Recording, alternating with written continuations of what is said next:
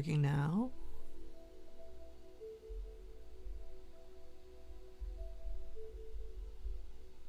Are we working now?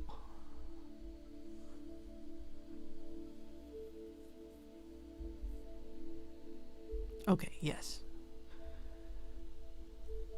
Now I am here. This is late. Weird times, though. I have to let people know I have arrived.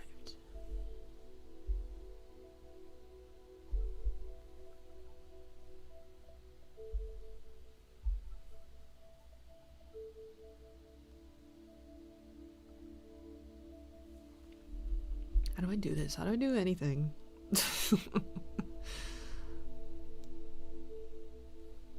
How do I do anything?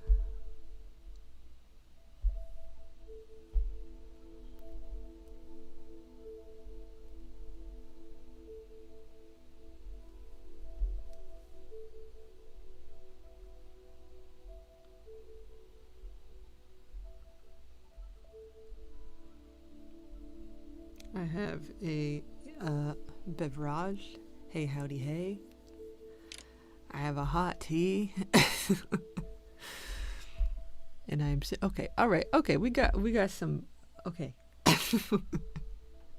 I was worried. The time went by, and I was worried that nobody would show up because the time went by. Is audio good? Can you hear me? Can y'all hear me clearly? I'm so out of it. Okay. How do I do this? Join voice. I can only stay for like an hour because I got work tomorrow and I'm being a big boy and putting myself to bed, trying to fix my horrific sleep schedule. Yes, audio good. Yeah, I'm also probably not going to be here for very long because I also have an appointment bright and early. But I am probably gonna be silly and stay up all night anyway, but we'll see how it goes. I want to draw for a little bit. I need like a brain hard reset because I've like only been talking to doctors exclusively for like the past 2 weeks and I'm going a little crazy. So I need to like talk to regular people.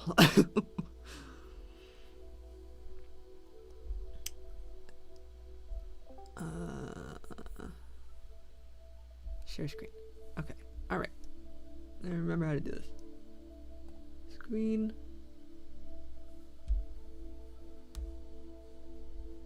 And wait, let me go back to this. I have to make sure because I saved a bunch of medical shit. I do this all the time where I just save things to my iPad because I'm an iPad baby and I do everything on my iPad and it's like important medical information that like shouldn't be shown to you guys. Okay, but no, that is not on here. That is good. We are being intelligent.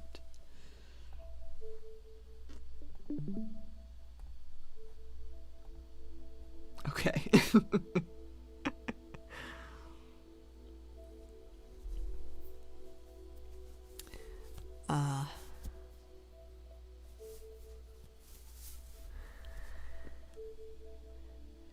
I don't blame you. Can't imagine how exhausting that'd be, just constantly talking about it and getting bad news, little to no help. Lol, boy time is mandatory for mental wellness. Precisely. I might beat them up today. Because it's necessary. It's necessary for my mental health to beat them up. To beat them up when I feel bad. I wanted to do like a Halloween stream where like I dress the robots up and we have all that kind of thing. I don't know if that's gonna end up happening this year because I'm just tired. I'm getting to that point where I'm just like weak. I'm weak and fatigued, and I feel like they're hard to manage. So it might just be some sit down streams when I can manage them for a while. Zippy.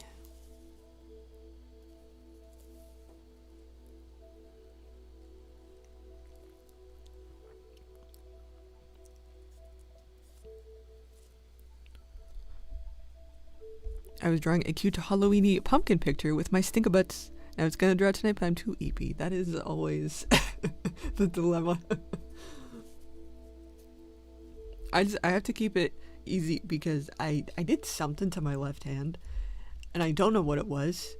My drawing hand is okay, but I can't do like a ton of coloring because I usually do coloring with my left hand. But I like don't know. I think I slept on it weird or something. But it's just one of those things.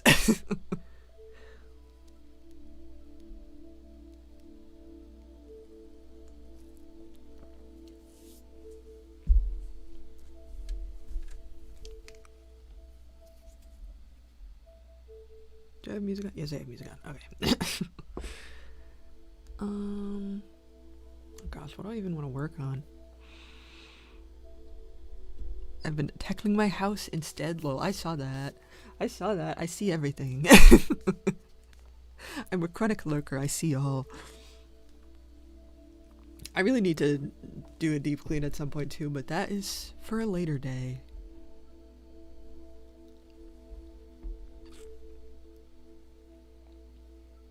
Because my room is just like packed to the brim with boxes because I'm like trying new formulas, and then like I try one and it doesn't work out, and then like I have this 25-pound box that's just like taking up space.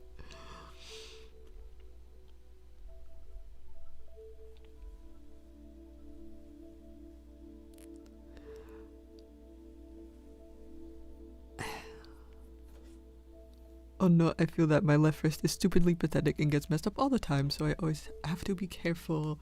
Yeah, I feel like I tell people, because I like became ambidextrous, and I always tell people who are trying to do that, because they're like, oh, I injured my right hand, so I'll learn how to draw with my left. You're way more prone to injuring your left hand because it's not used to that muscle memory. So like you have to be careful, you have to take it easy. And take more breaks with that hand than you would normally with your dominant hand because it doesn't know how to hand. And then you just end up with 2 injured hands and you just sit there like, ah! Because I see people do that all the time.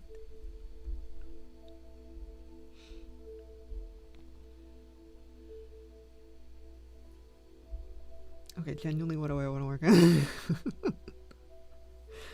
Need something that's easy to draw.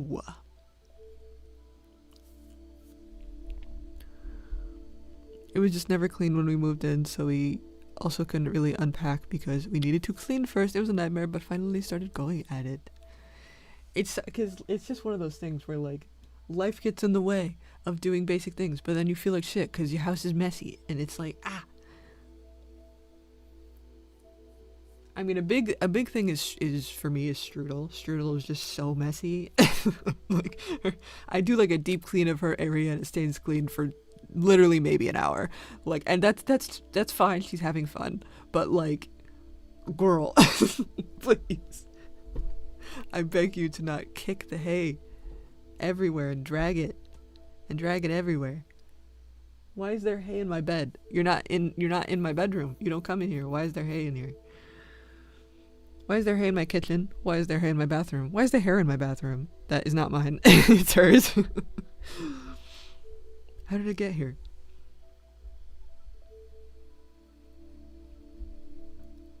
What, was it episode 15? I think, okay, yeah, because I'm trying to think. Because I'm pretty sure I have a reference here.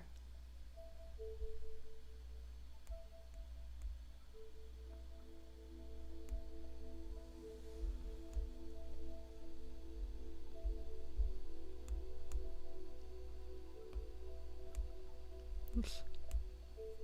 Here it is. Yeah, okay.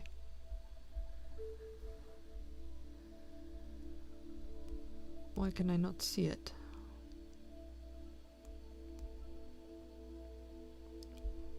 Why can no see?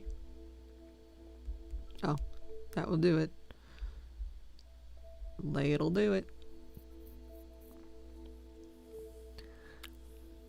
Dude, literally, but it was terrible because we were living in such major stress months leading up to moving because we couldn't find a house to begin with, and moving in itself was stressful, but we found the house and moved all within 1 week, so we had no spoons left for a deep cleaning before unpacking. Lol. Yeah, no, that's crazy town.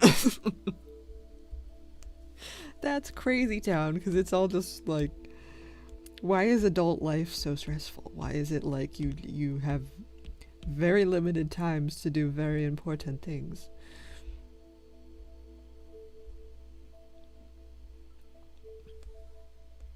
And then I feel like when you move somewhere new, everything takes longer because you don't know where anything is yet. So like every task is just suddenly so much longer to do. Is this it? Okay. Got rid of the green for a little bit. Looks weird without the green. Without the green. But now I can see this reference better. There we go. I feel like I'm going to be doing very little actual drawing. And mostly blabbermouthing, and then occasionally I will make a line. I feel like it's that kind of day. I just want to do something. I need to figure out how to brain again.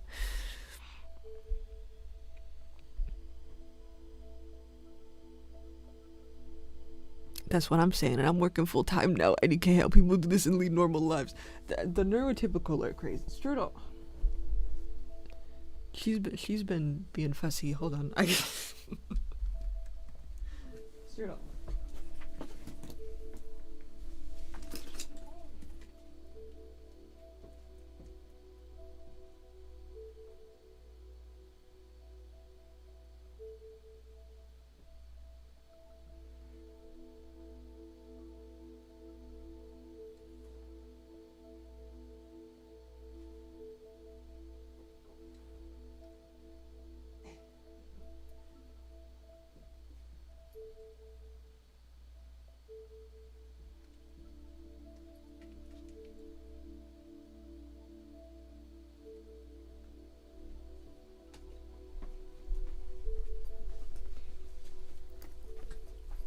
She's been very bored lately because I haven't been here.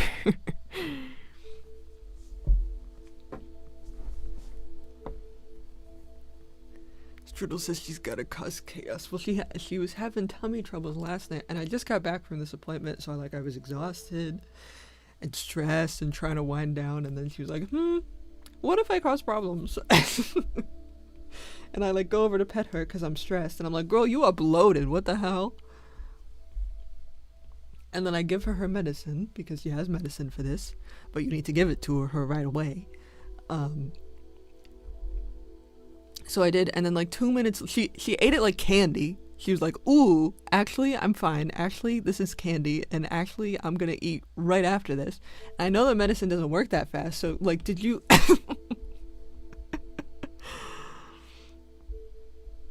What are you doing? Why are you stressing me out for no reason? They do pick the worst. So I'm like, girl, can I have one night? Can I have one night where I can relax, please?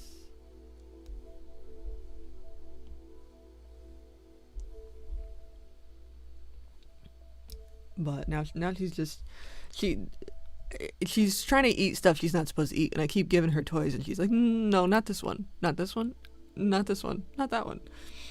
I'm like, girl, please. Take the toy.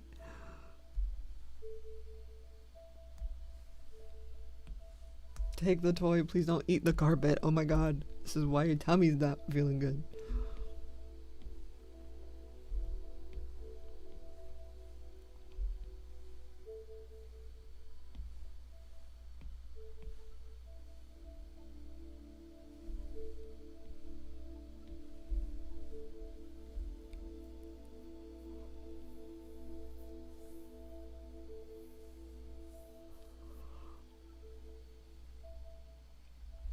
I'm listening.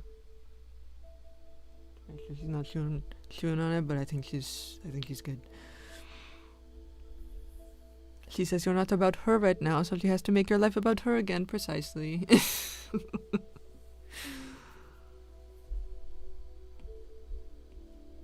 Because it's not even when I'm here, she mostly just hangs out. It's not like we're being super active, but she just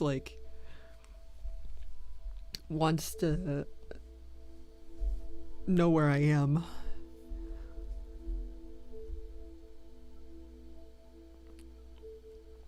But I do get 8 days off for Thanksgiving, so I'm looking forward to that. Ooh, very nice.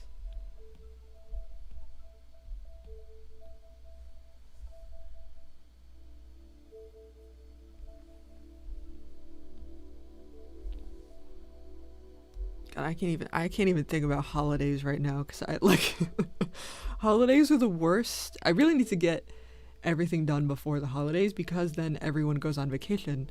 And now if I have a medical issue, it's really nobody's around. It's really nobody's around.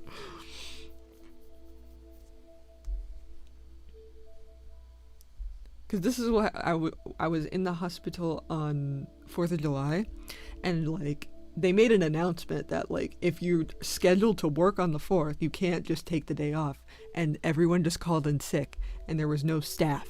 So like this is also what happens on the holidays. It's like certain people are scheduled, certain people are not.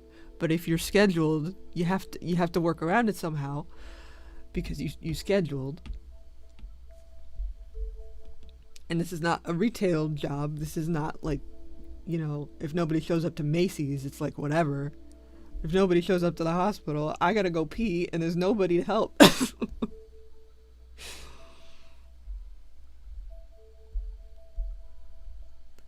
Honestly, that's how I feel right now, but not about medical issues. Just there's no time for the holidays right now. Yeah. It's coming up fast. Like, I'm not even ready for Halloween. So I would like to do something spooky.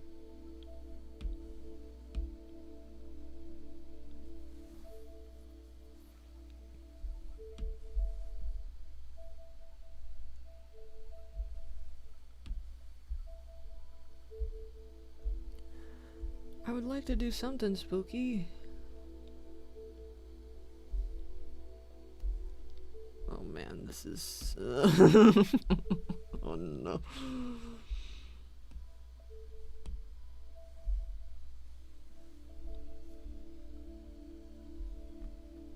I'm not either, that's partially why I started going ham on my house. Understandable. I don't even think I'm gonna put anything up. Like... I so badly want to be one of those people that like decorates seasonally. But what ends up happening is I will decorate things one time and then I just won't take them down. So I technically have like a pumpkin from last year that is still just sitting in my doorway that I never put away.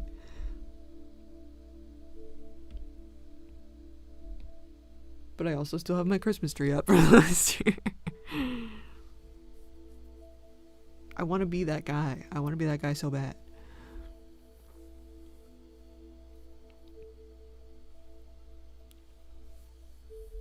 We always put our Christmas tree up on November 1st. No decorations, ornaments, just a green tree, so we need a place to put it. Very true, very true. I ended up because I bought that like big blue tree, but I don't have space. Because Tribble takes up the whole living room. And also, I don't want that tree to be around Tribble anyway because it's like tinsel and that's very bad for animals. So that's just in storage. And I just have my little silver one by the door. I'm too paranoid to bring anything tinsel upstairs because she will eat it if it somehow gets into her area. That's the last thing we need.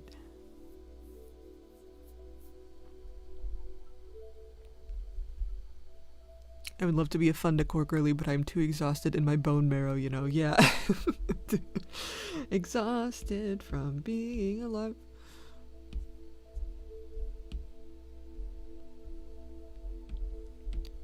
Exhausted from being alive. She is a vacuum.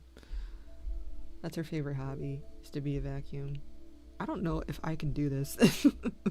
I feel like I maybe shouldn't work on anything that is important because it's gonna look like ass because my brain is just not in it. I feel like drawing requires so much brain power that I feel like I can draw when I'm in pain and I can kind of push through it, which you shouldn't do, by the way, but I feel like I can. But when my brain is dead, I'm like, how the fuck does anything work? Why does that go there? Hello?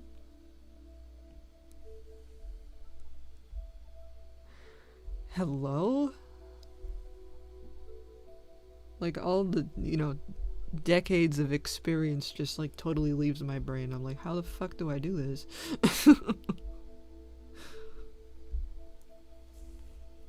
Drawing when you're sleepy is impossible. I don't know how this works. I used to do it all the time. How did I do that?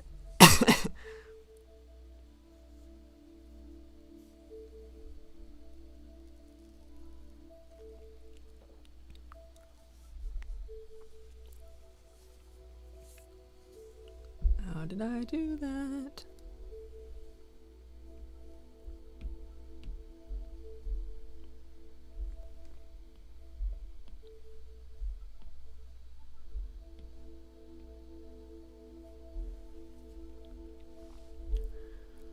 Before I got my job, I was doing lots of art studies and making so much progress, and now I'm basically just doing 3 30-second poses daily to keep my streak.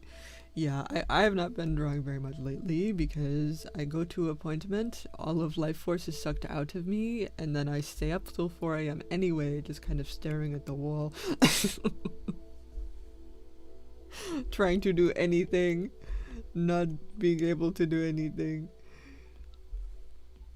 Being like, I mean, I've been doing a lot of puzzles. For some reason, puzzling does not require the same brain power that drawing does. I think because there's like a set goal and I'm doing something very specific.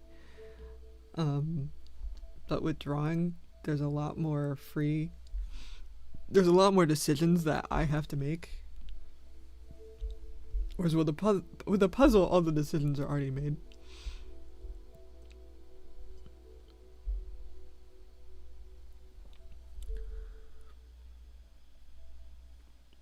Trying to change that by thinking of other low energy effort practice things, but man, after a long day of hating my life, I just want to crawl in bed and not draw for even 1 minute and 30 seconds.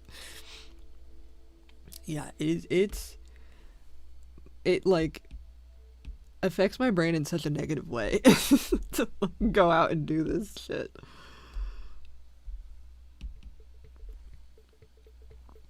Yeah, puzzles are great.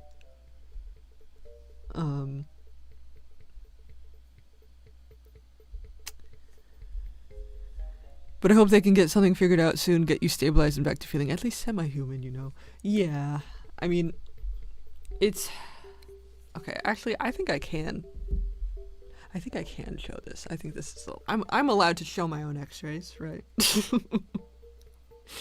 I just have to cut out the, like, you know...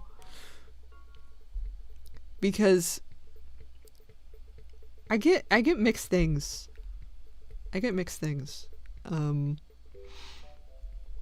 I feel like they are not telling me the whole truth, because I went to the regular GI and they were like, first of all, I took this test, right, under the assumption that this was a motility test. I don't think it was actually a motility test. It was more to look for structural things, but not motility. I thought it was both. I thought it was because, like, I guess the motility test is a video and what I did is images, so it's not a true motility test. I don't know. I think they made me take the wrong test. But they said it was negative, but there is some debate on whether or not it's negative, because they don't want to tell me it's positive. But the GI said it was negative, and then I went to the motility specialist, and I was pointing specific things out that I will point out to you. And they looked at that and was like, well, I mean, it's, like, they didn't want to say yes, they didn't want to say no. But, okay, here it is. Let me take this. Let me yoink.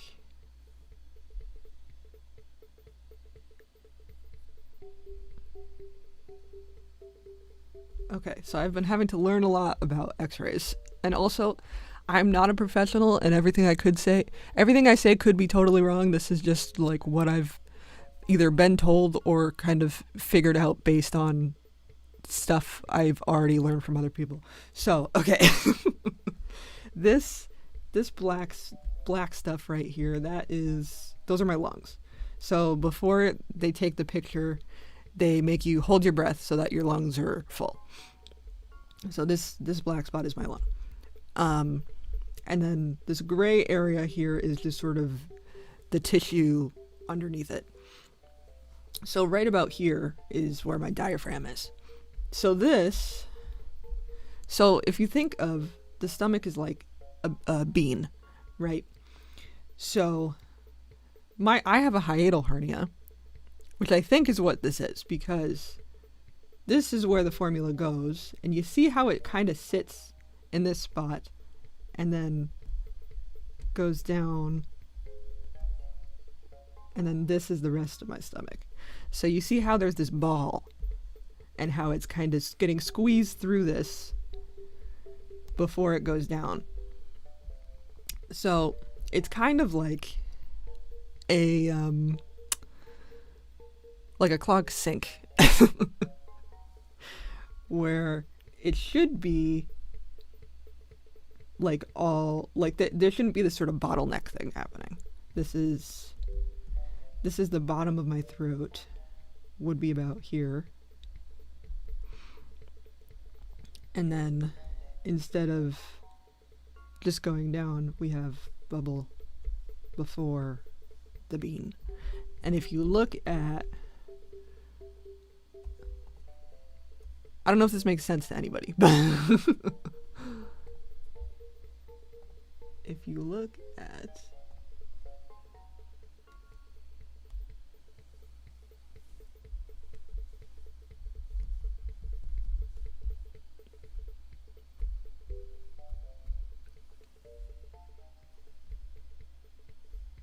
I'm trying to find a very cartoony diagram so that, because I don't think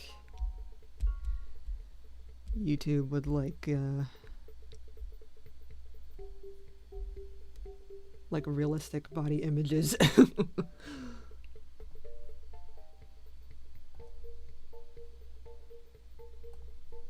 Okay, so when you compare what I just showed you to this, you see how there's the ball at the top, right? And that is where things are kind of collecting there before it's going to the rest of the stomach. And what does this all mean? This is also where my tube is. So I think the reason I'm having such a hard time is because they put my tube right where my hernia is. Because I was doing this through the tube, I'm not swallowing it. And anatomy-wise, this is where that lines up. I feel like that definitely looks the same. I'm no doctor, but I agree, lol. I mean, I am diagnosed with it. Like, this is not, like, I'm guessing. But I have a stage 4 Hill grade hiatal hernia is my specific diagnosis. So what that means is there is no, usually you have, okay. I'll do new image. Usually your stomach is a bean, right? It's a bean. And then throat, and then below stuff. Obviously this is not, it's whatever. Typically you have a flap here that prevents things from going this way. But for me, instead of that, I have this. So there's no flap. So that means anything can just go whoop. Hello, wrong way. So this is filling up, and then it doesn't want to go down.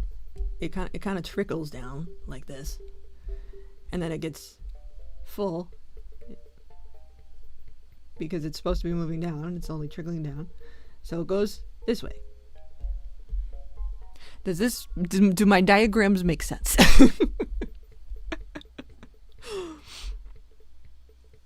But then when they did surgery, the tube is just right here. So it's just putting it right in the problem spot. So the solution to that would be either to move the tube further downward, so then this is no longer in the problem spot. Very educational diagrams. I'm also not a doctor, so I'm trying to explain this to the best of my ability with what I've been given, but they really don't like telling you shit. But to move it down, and also to motility, so this drains faster. So I might not have a necessarily, like, I don't have gastroparesis, definitely. The old one is here. Well, actually, no, I don't know where the old one was because I have no frame of reference, but I'm assuming it was lower because I don't have an x-ray to double check this.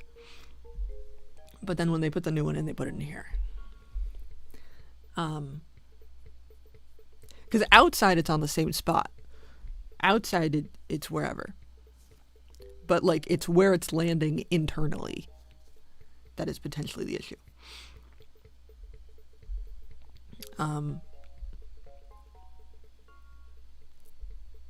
But maybe it's standard procedure to put it in a hiatal hernia. I don't know. I don't know.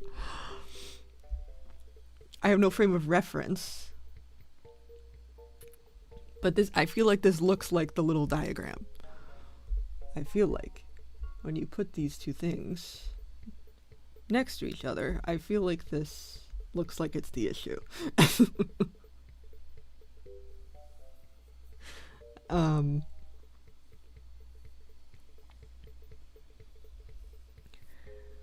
But even if they can make this drain faster, so that it's not just filling and filling and filling right here, then maybe it will go where it's supposed to go.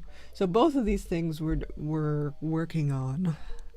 Doesn't seem like standard procedure to me. It doesn't with any of these things, but I don't know with these people. But that's what and you can also see how it's kind of speckled because this is the stomach, and then this leads down to like your intestines and all. There's a bunch of other things, like there's your colon, and your intestines and all these other things moving through. So you can see how it's kind of speckled through the rest of it. So it's not moving super fast, but I don't have gastroparesis, definitely. But I might have some kind of anatomical thing that is making it move weird, and then tube placement is weird, and like all these things.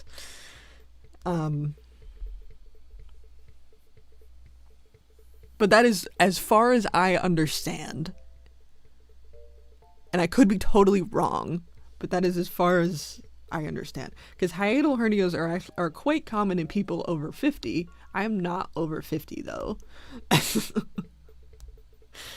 But I think the combination of the tube thing is making it weird. But now we have to. So I'm seeing a radiologist tomorrow, and this is the next difficult thing, right? Yeah, I was fine before the old one sprung a leak. I was just chilling. I mean, I still could only do 80 milliliters an hour, which is crazy low. So I could have been having the same issue, but maybe it was like placed a little lower, so it wasn't as much of a problem. But then they put that new one in, and it was like bad time immediately.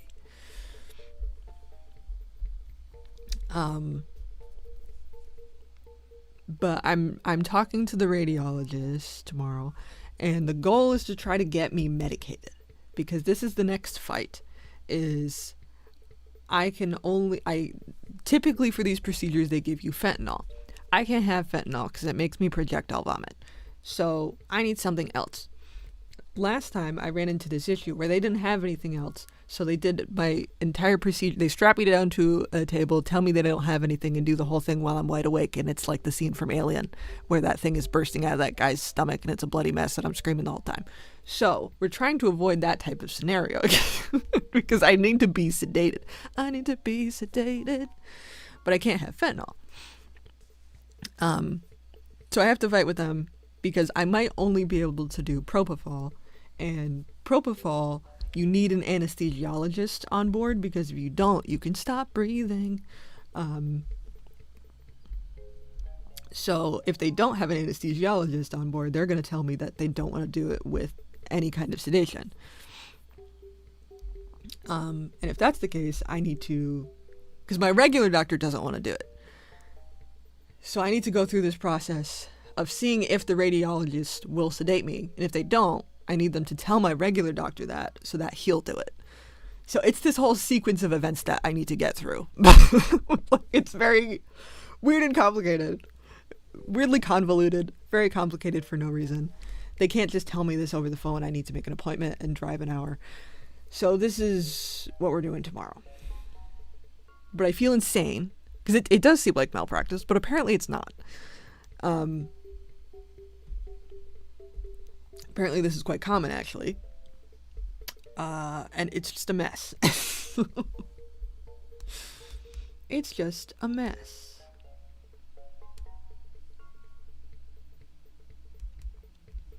But this is where I'm at. This is where I'm at. And then obviously the SIBO backs things up, because I'm diagnosed with the hiatal hernia, gastritis, and esophagitis, which are both inflammation things. So my stomach lining and my throat lining are inflamed. And then the methane SIBO. And I was diagnosed with, this was something that we had a conversation with, because I was diagnosed with like really severe GERD like a decade ago, very long time ago. I don't have these records anymore, but like I did whatever the GERD test was. I don't remember, because I was like 18. And they were like, "Oh yeah, that's bad. You got bad GERD." And I was like, "Cool." Cool, tight. And now they're like, "Actually, I don't think you have GERD. I don't think you have GERD at all, actually." And I'm like, "Excuse me? Excuse me? Was there anything that was updated that made you feel this way?" And they're like, "Yeah, well, we just don't think you have it." And I'm like, "I did." And now the old test is no longer valid, because it's been 10 years. And they keep they'll diagnose me with shit, and then they undiagnose me with shit with like no evidence. And then I'm like, "Well, what? Excuse? I don't understand. Because what made you feel that way? I don't get it." I don't get it, because the whole thing, it's reflux disease, and I have severe reflux, and I have a hiatal hernia, which causes severe reflux, so all of this makes sense. So I don't know why you want to keep taking the diagnoses, because that just makes it harder for me to treat things, because then I'm going into things, and they're like, "Well, why are you here?" And I'm like, "I don't fucking know, because they took the diagnosis away." I don't have to redo the GERD test, because I already did it. Like, I've done so many barium swallows, I've done so many endoscopies, I've done so many of these tests. I do not want to repeat them for no reason, because that is silly. Yeah, we just don't think so. What does that mean, sir? Based on what? Sometimes I genuinely just think they think I'm someone else. Like,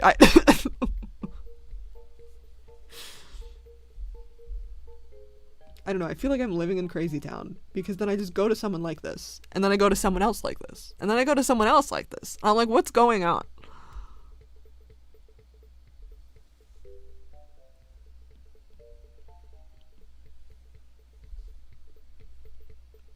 Okay, time to draw boys stressed, because because I'm stressed. It's really wild. It's really crazy. Um,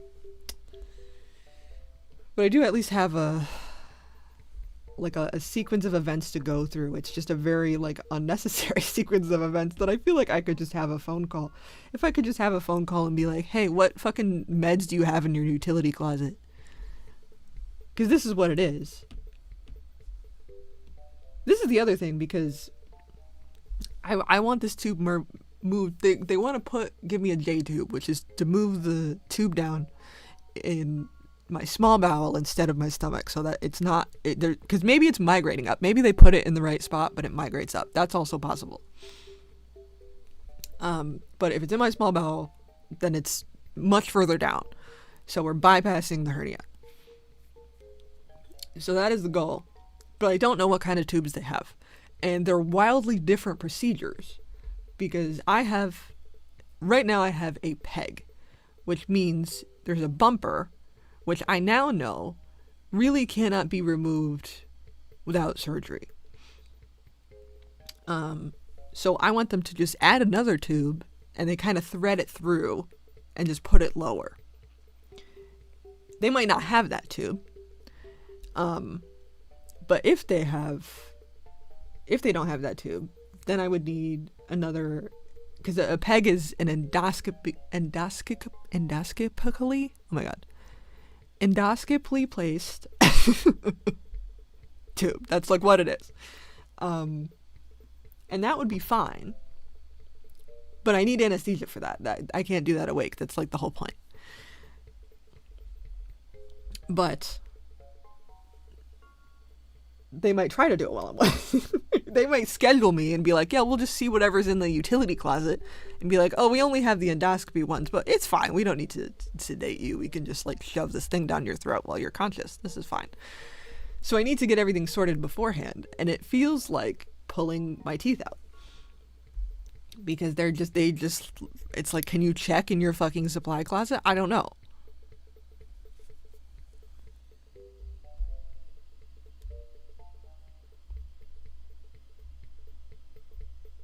I'm mad. Sorry, by the way.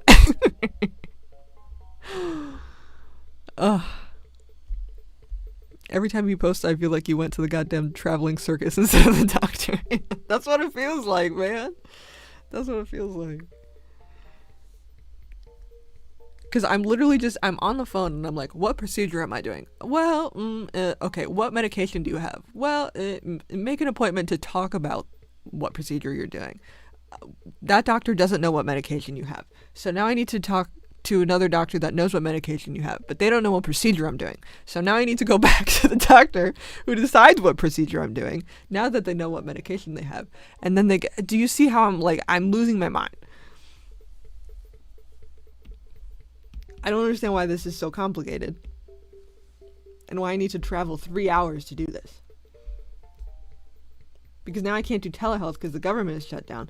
And this is because my motility specialist told me that, because I posted about this, that most people with my symptoms go out of state to get treated. But this is a very complicated thing to do. Everybody is just always saying and doing the most wild things. Truly. But because of, I would need an exception from my insurance to prove that it's medically necessary for me to go out of state because there's no one in state that can treat me. In order to do that, I basically need to go to every doctor in the state first so that they can determine that they can't treat me.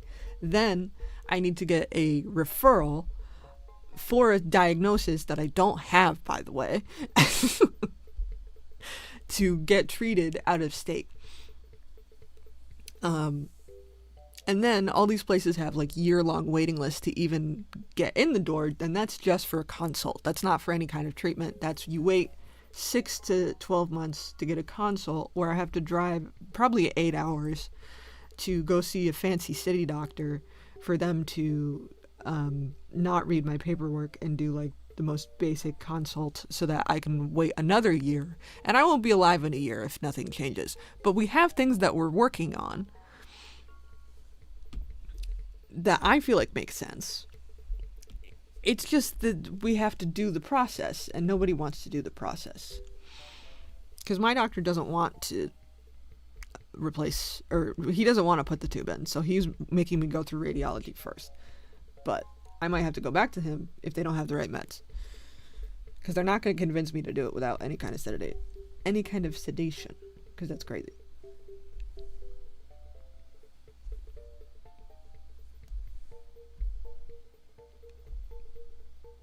But this is where we're at. This is where we're at. I have a headache. Because a lot of the actual... Because they also think I'm not digesting things. But they think that isn't actually a digestive issue. It's actually MCAS. But nobody in the state treats MCAS. Because I had somebody who I was seeing and then they shut down. Well, two of them shut down. Because first I was seeing the allergist. And I was going to get all this blood work done for her, but then their building just shut down. So I was like, okay, well, I guess I'm not going to do this blood work because she doesn't exist anymore. And I got diagnosed with MCAS by a rheumatologist, but he diagnosed me with hypermobile spectrum disorder also, and that was wrong. So then the MCAS diagnosis is up for debate now, and also their office closed down. So I can't verify it. I can't even get the paperwork that says I have the diagnosis on it, because that also no longer exists. And nobody else knows what MCAS is.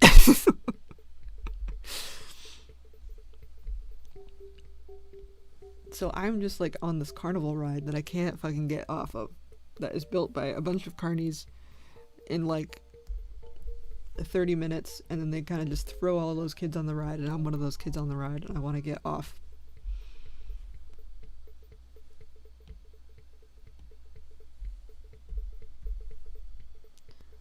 Because the problem is I don't have one specific problem. I have like an accumulation of issues.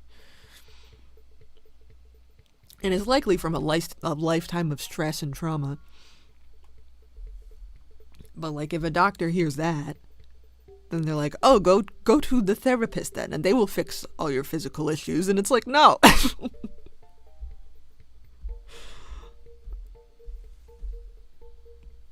Because stress can cause a lot of things. Stress can kill you.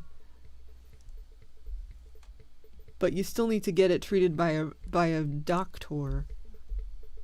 The answer is not just stop being stressed. Life is inherently stressful, my guy.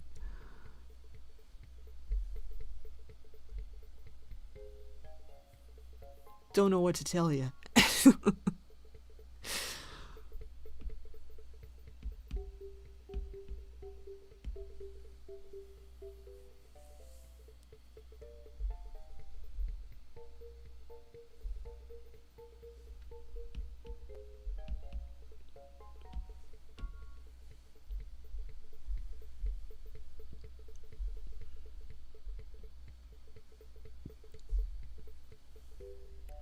Okay, now we're gonna switch over to boy time so I don't absolutely blow my lid.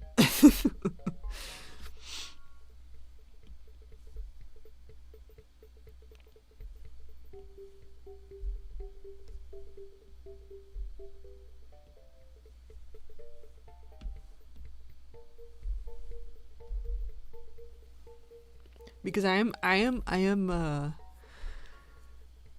trying to clean up the season finale, because I have a lot of like I know what needs to happen, but I don't know how it happens yet. I'm kind of just winging it, because it's a lot of action scenes, and I'm not very good at writing action scenes. So like I've been kind of picking at that.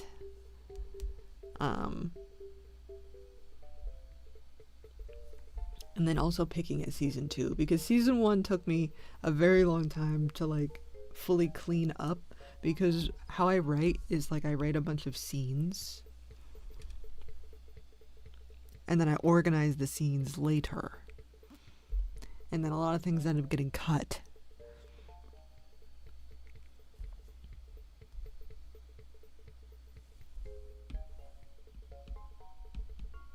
I'm like red in the face. Oh man.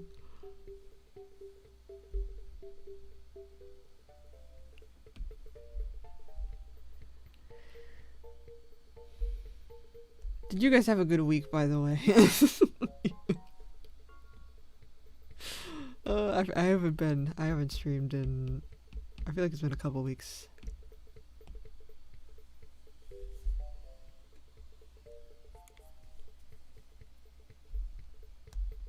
I feel like it's been a couple weeks. Still working on Himetsu Ground Zero script. Ooh, exciting. Exciting. I don't think I have seen any of your actual art. Do you have art posted anywheres?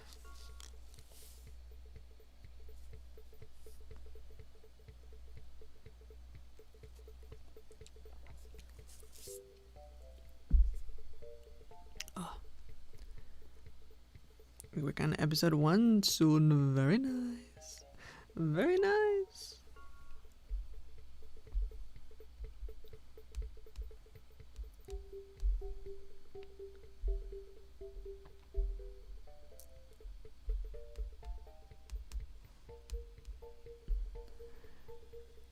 I posted on the Discord server before with my art. Okay.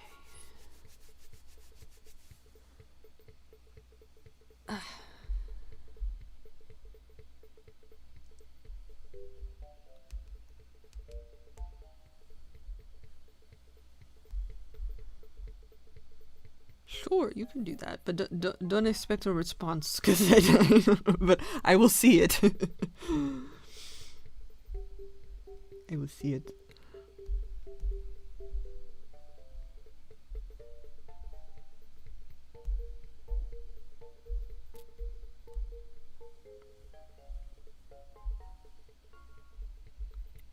I am always curious about people's art. I feel like y'all are talented also.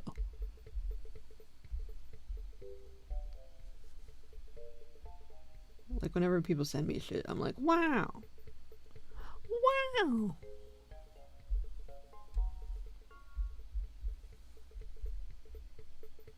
What a group of talented people.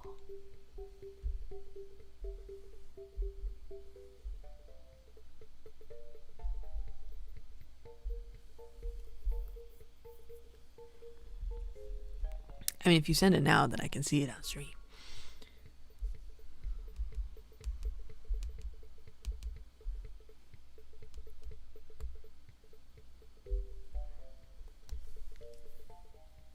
Because I'm going to be either at the dog tours or unconscious like the next week. My schedule's going to be really out of whack for a while because I don't know where I'm going to be.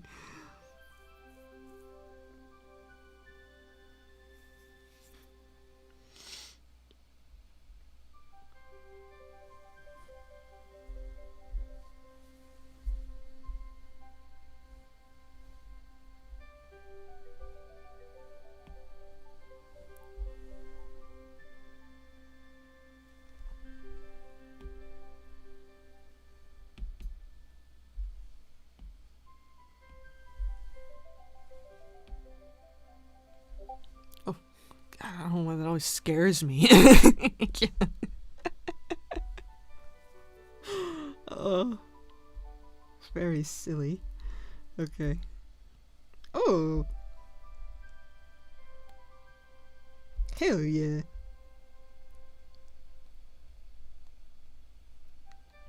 Oh, what is it? It reminds me of something I can't figure out what it reminds me of. I like how shiny the eyes are.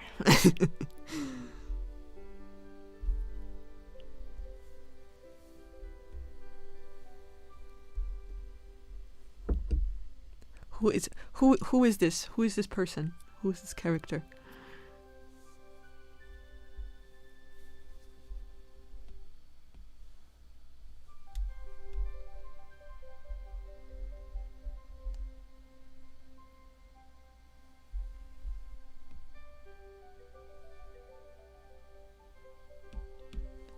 Enemy. Oh, is that like a Sona?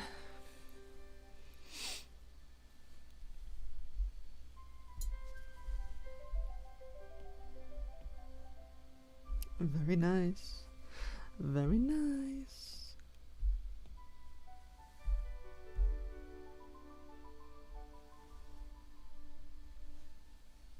Rocking the fingerless gloves.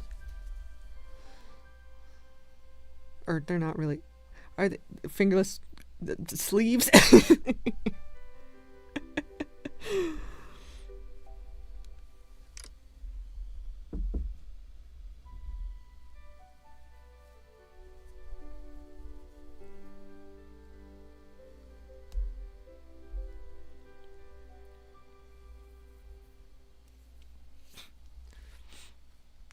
You on Blue Sky? I'm Blue Sky. Blue Sky tends to be where I hang out.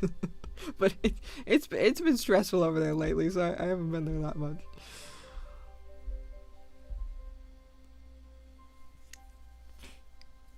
I kind of just complain and then dip.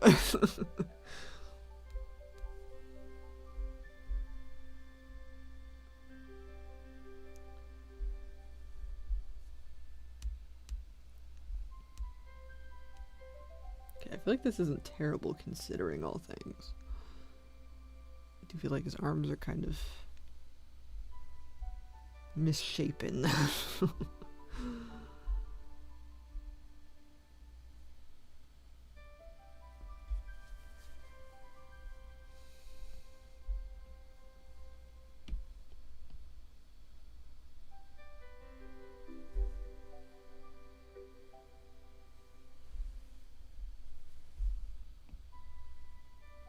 Still need to work on the content warning. I mean, you can always change that.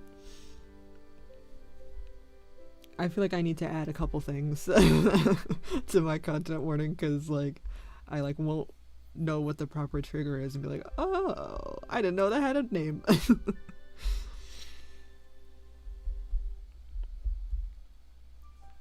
Like you could, I mean, I think also a lot of people just do like a general content warning and then like fill in more specifics later. I think that's pretty standard.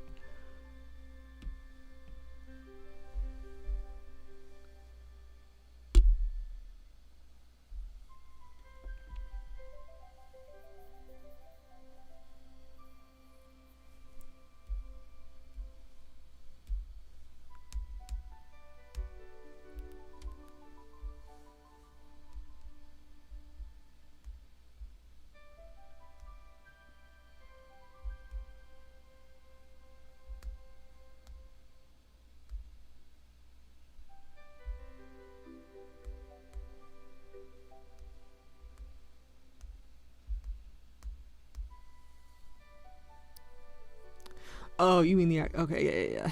Webtoons is really obnoxious with their censorship because you can't have any, because even if you like market as much, I mean, marketing it as mature also really kills your ability to get seen. So you're really punished for marketing it as mature. But it very much is hit or miss because I've definitely had things that I left uncensored because I just like forgot and I didn't get dinged. But they definitely shouldn't be there. But then there's other things that like seem really tame but get dinged anyway. Because the reason you get dinged is because someone has to manually report you. So if nobody manually reports you, then Webtoons won't look. But Webtoons has this very obnoxious censoring thing where you can't just put like a black bar. It doesn't like that. It's like, no, you have to like if you're doing nudity, it has to be like strategically covered. They don't like black bars. I just black out the entire panel because I'm not fucking with that. It's too difficult. You can view this elsewhere. I mostly use Comic Fury for everything.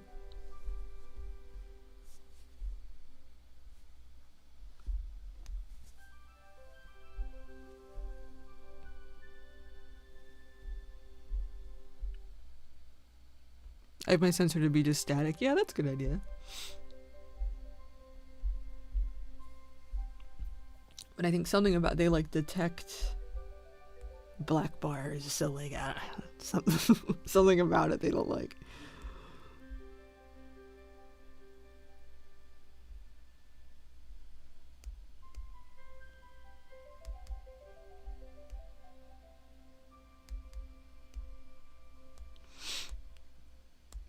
I do wish there were more. There's really very few websites. I mean, Global Comics also technically allows not safe for work, but I don't super recommend them because they are by far my like lowest. I get like 2 views on a page on Global Comics if I'm lucky.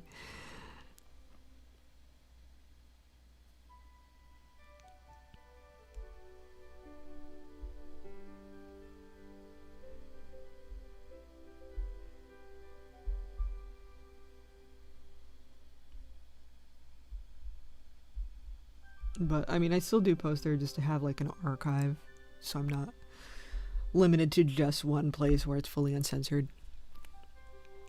I'm planning to have a Patreon page when I get the comic going. That's a good idea. That is a good idea. And you can post things publicly on Patreon too. So if like a page is censored elsewhere, you can post it publicly to the Patreon and just link it there. Patreon does have like a weird Comic Fury is like a free for all, like you can truly post anything. Patreon does have rules on not safe for work though.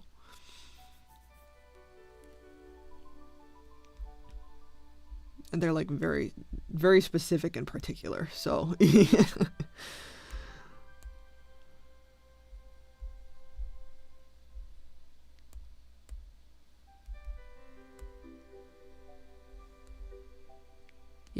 printing. I would recommend for printing to print them in small volumes because I am going through the whole nightmare of trying to print these big chunky books, and it is so hard.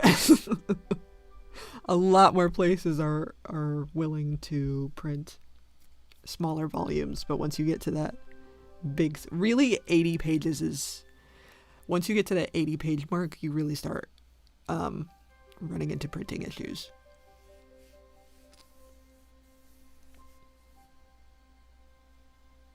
So I would definitely recommend printing smaller.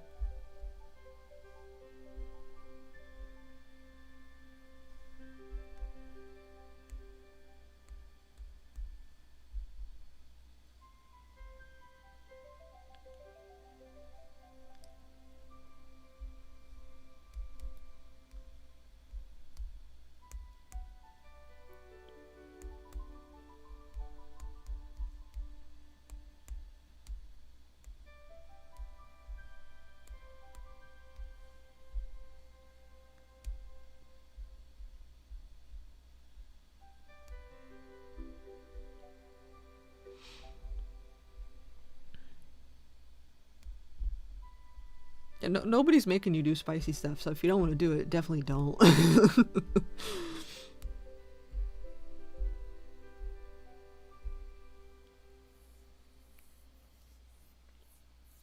Because it makes things a lot more complicated, both to print and to post, and like all these things.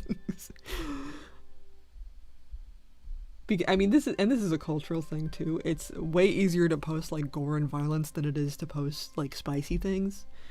And this is a cultural thing, and I don't understand it, but this is just how it is.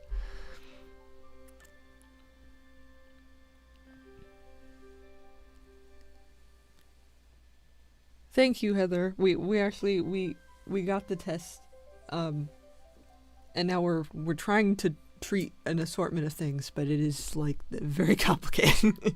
But I have another appointment tomorrow, so we're going through the process. Going through the process. But thank you.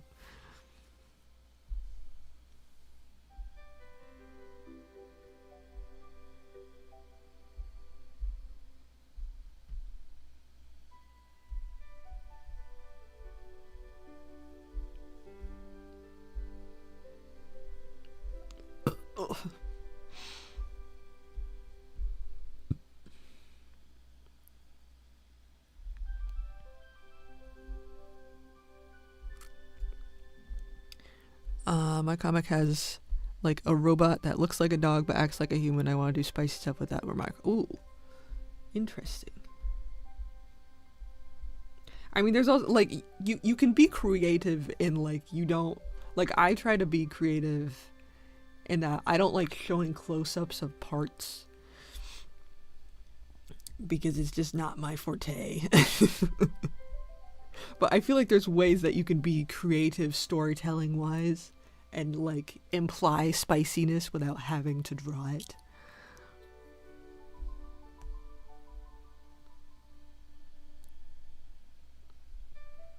Yeah, no worries, because I'm always doing shit. I'm always doing shit. I'm going to appointments like nonstop right now, just trying to like get it situated. So, oh well, you didn't get the date wrong, because I got in on a cancellation because I was originally gonna do it next week, but I got in early because there was a cancellation.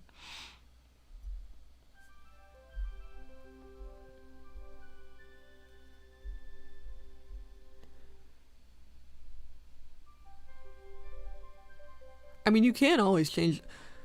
It's much easier to rate it as like mature first, and then if you do decide to add spice later, you can always rate it up at 18 plus. But mature is 17 plus. You can always start at 17 plus and then move it up later, but it's much harder if you rate it as 18 plus. It's much harder to go down.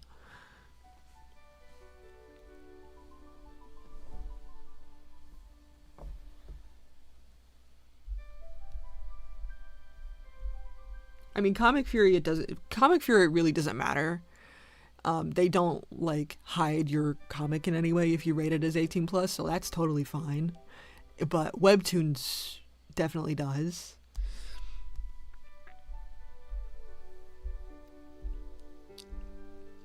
And you can also like add very specific warnings on Comic Fury. Just by like clicking on your page. So you can rate it as 18 plus on Comic Fury and you won't get dinged in any way, so you can just do that. But Webtoons, if you're not sure if you're gonna add that yet, you can always do 17 and up first and then switch to 18 and up. Because I was looking into this, because I was trying to see if I could get Sav rated as mature instead of 18 plus. I really can't though. But really because 18 plus is specifically spice. It's specifically that type of content. So any amount of like violence and blood and that kind of stuff is fine with 17 plus. At least according to these like online rating systems. I tend to rate higher because I don't want people younger reading my stuff, because I feel like I want you to have a certain level of maturity.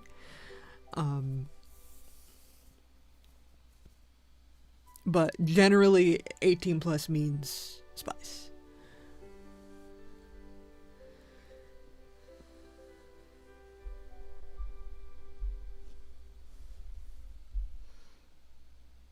Generally.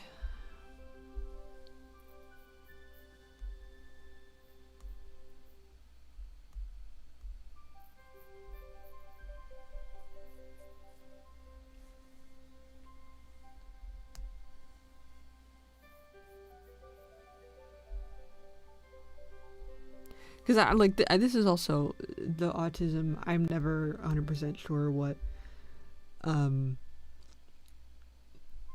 rating systems mean by like gratuitous, because like gratuitous violence technically counts as 18 plus in some specific circumstances, but like it's really kind of an up for debate thing. Planning to do art streams too. Art streams are fun. Art streams are fun for sure. Even to just like make yourself do shit.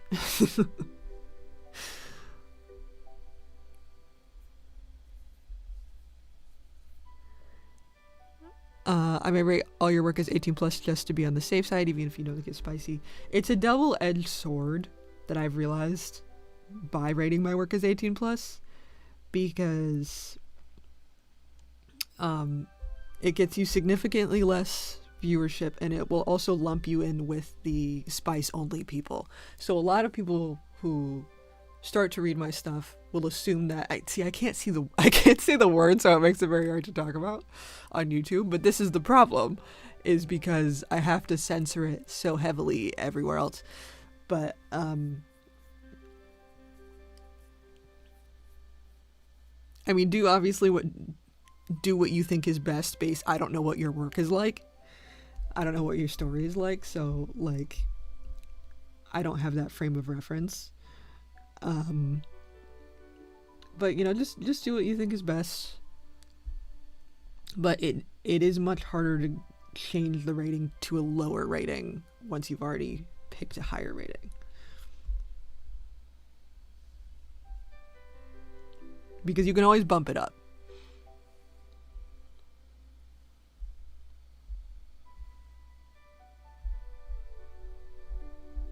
You can always bump it up.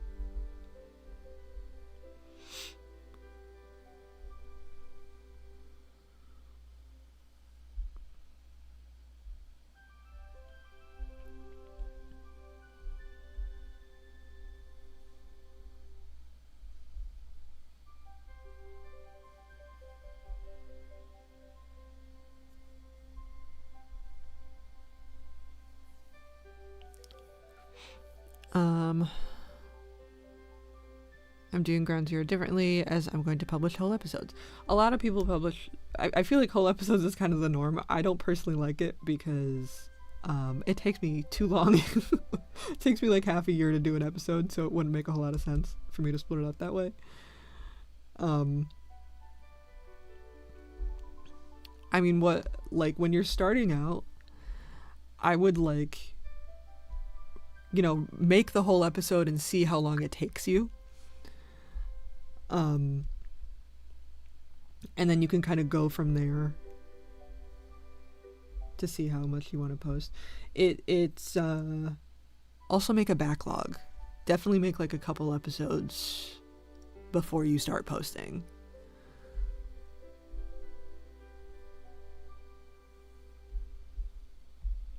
Because if you like post one episode and then you have like nothing, it's very hard to catch up. It's like you're gonna be playing permanent catch up.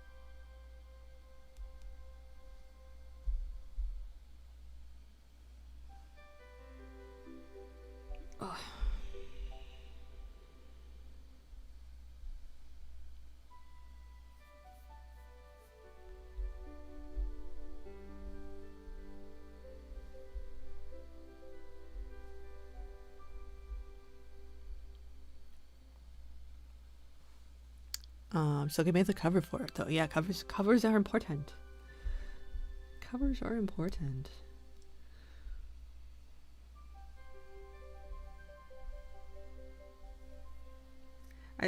There's like a lot of things I would have done differently when posting Sab that I just kind of learned through trial and error. But I think that's definitely the big one, is to have like a backlog. Are you writing like the whole... How long is it? Are you writing the whole script first, or are you like sort of doing it one at a time, or like do you have the plot figured out, or are you figuring that out as you go? Because everyone has a different process. I try to have like the main plot points, and then I sort of fill in the dialogue. Whole script first. That's a good idea.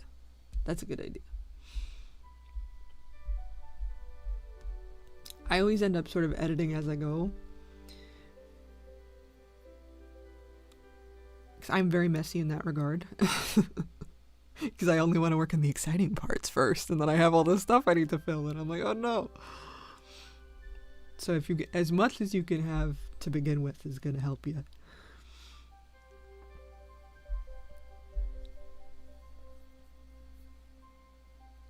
But it's good to leave room for editing, because sometimes you write something out, but then it doesn't, like, when drawing it out doesn't feel the same, and then you have to change it.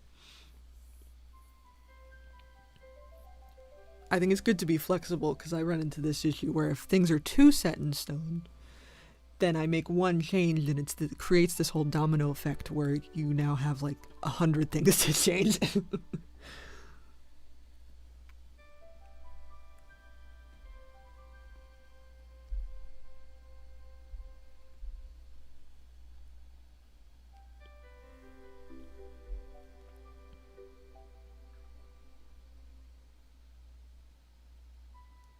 I need to get my SketchUp models. SketchUp.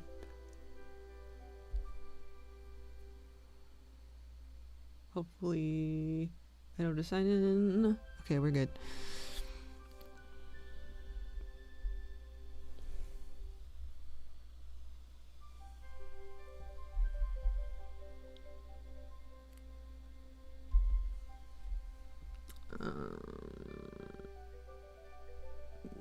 Yes.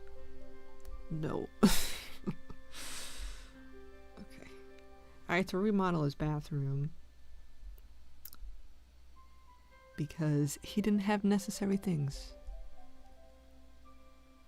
Yeah, I mean, it's the benefit to SketchUp. I mean, there's plenty of other things, other 3D modeling programs that people use. If you're building from the ground up, you can do Blender, but that's obviously quite a challenge.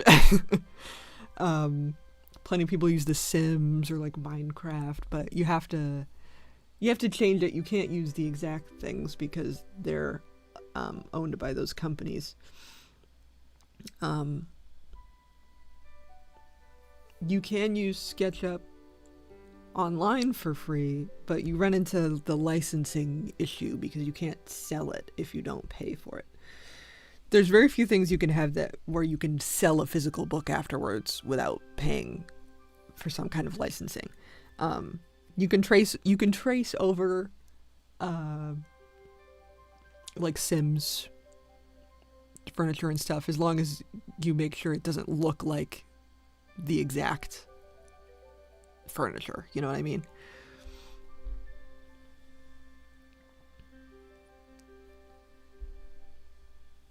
But SketchUp is worth it for me because you can directly paste like line art, and I can use the models exactly. There's nothing else that really exists like that, even paid for. But if you just want to trace over something, then there's a lot of other, really any like house, any like simulator game. Oh, I need to do. Oh, this is dying crap.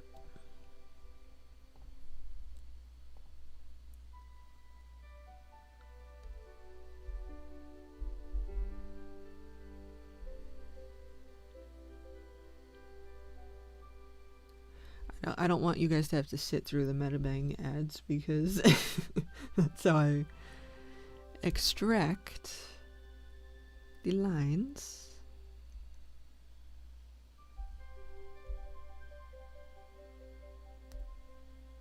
Extract lines. These for me. Give it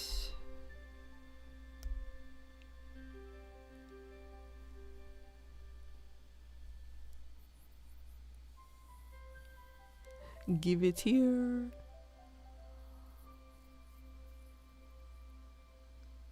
What time do I need to be awake?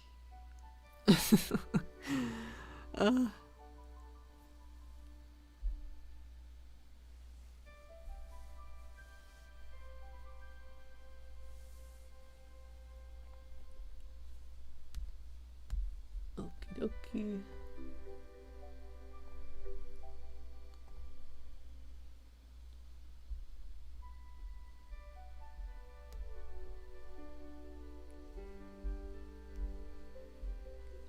let's see, because I might have...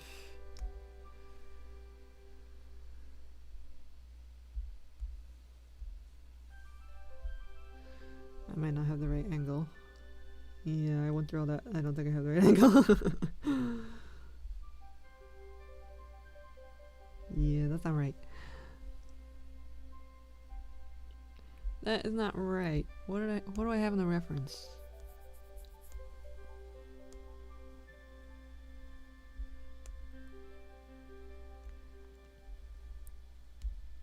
Okay, yeah, it's kind of tilted down.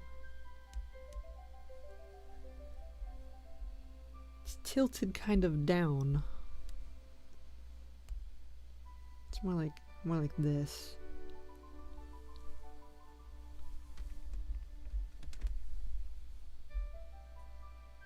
Wait, what am I doing? I gotta get this, because then...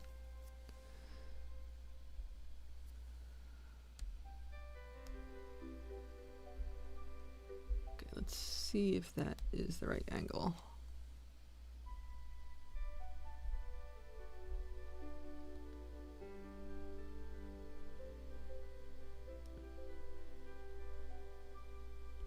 Yes, no, maybe so. I think that's... He just looks so big. He's just a big guy. I think that's right, though. Is that gonna do like an angle? Yeah. Okay, so I'm gonna extract this.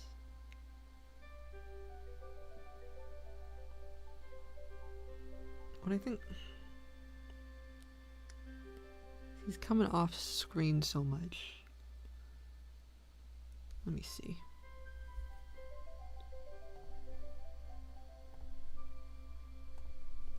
Let me see.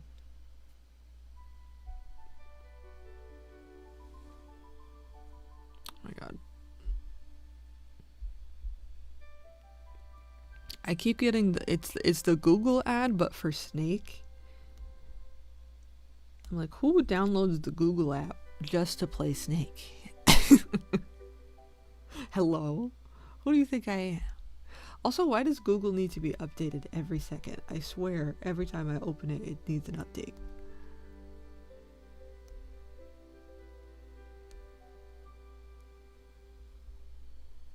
And why does Safari have like the reverse image search? If it's not even usable, it just directs me to Google. It just directs me to the Google app. Yeah, who does that? Who does that? Seems like a really weird way to advertise Google. I guess everyone already knows what Google is, so they're running out of things to advertise for. Who's using the Google app to play Snake? That just seems silly.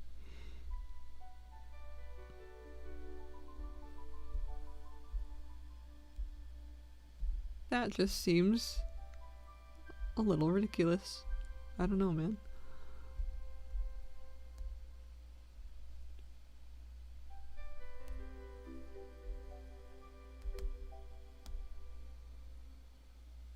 This is a weird tangent.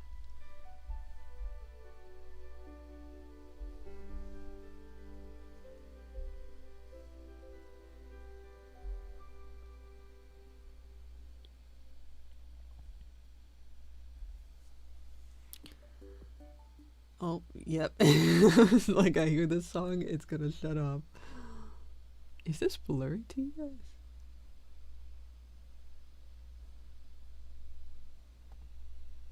Is this just my screen? That's so weird.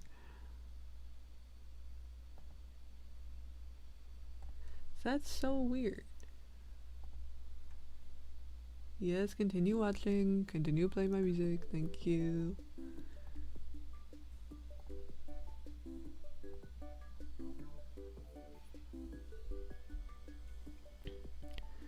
I have to admit, I've been writing a novel that I've been working a lot in. Ooh, that's very exciting.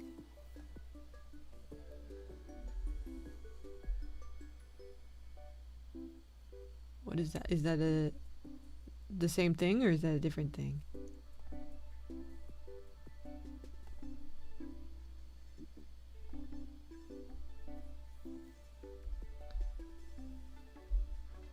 What is the genre of your stories?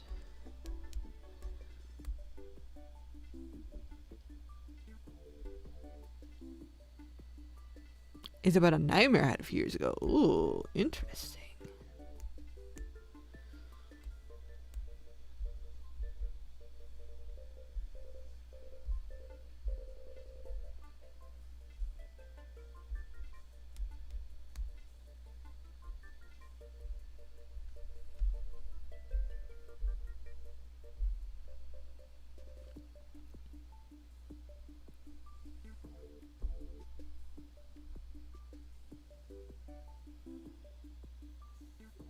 A lot of spicy shit to be worn. Oh.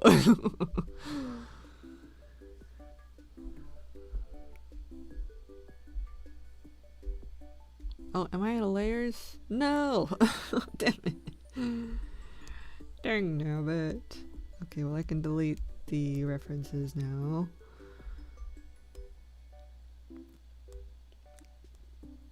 I feel like this doesn't seem like a lot of layers, but I guess it is.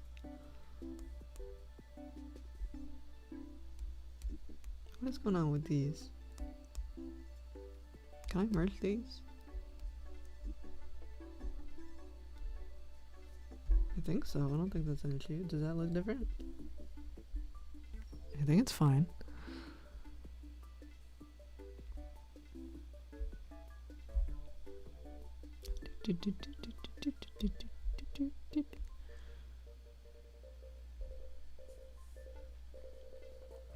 Procreate does have a limit on layers. It also depends on the page size, because I have a pretty big page size. If you have like 100 by 100, then you're gonna have a lot of layers, but I have a pretty big page size and pretty high DPI, so there is a limit.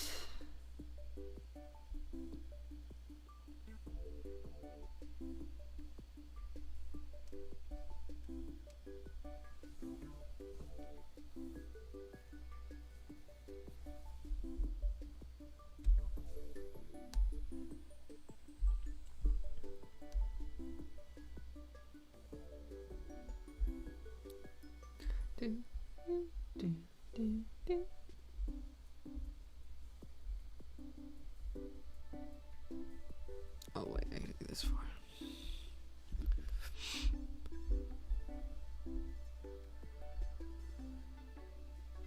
I have been doing all kinds of website things.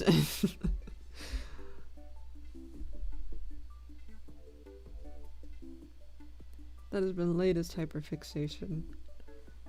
That and puzzles.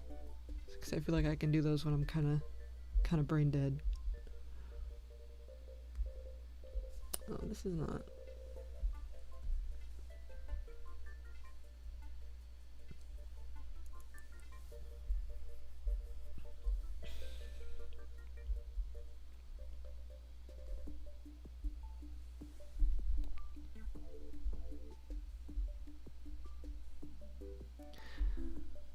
Mine too recently added a journal. Ooh.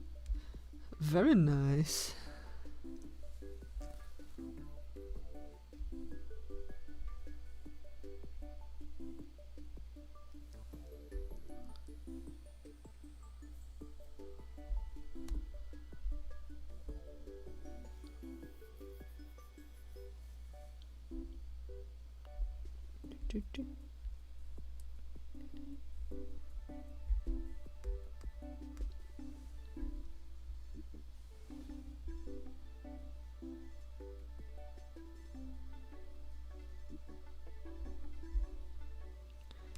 I see that covers so much. Okay, I want to switch gears a little bit.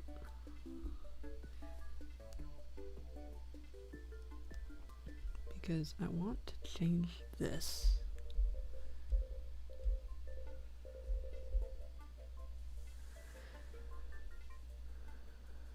Still working on my other OC pages, which are not a part of the comic or the novel. Ooh.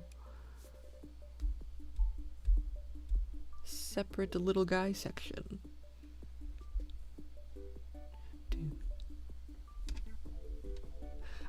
I feel like there's like subtypes of people with their OCs. Like, Are you like the person that has a billion OCs, or like the person that hyperfocuses on two? Because I'm the one that hyperfocuses on two. I know a lot of people who are like, I have a billion worlds and a billion OCs and I somehow keep track of them all.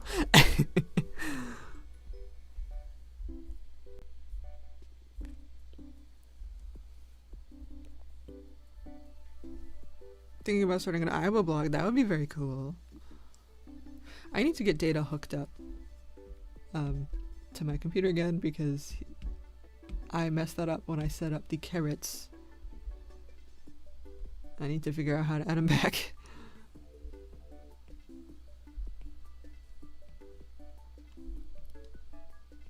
I was thinking, because I have this X-ray. I think it would be cool to incorporate X-ray. See, I feel like this is a boring pose though. I need to then have it like, maybe I do more of an angle.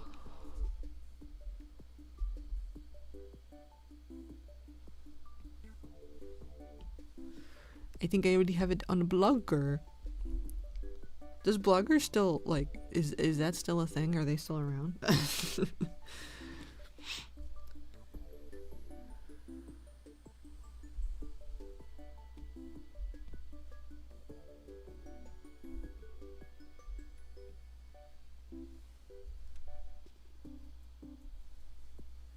And then kind of, we don't need this, because this is just one. There's always that in between of like terrible for the eyes and like can't see it. Huh.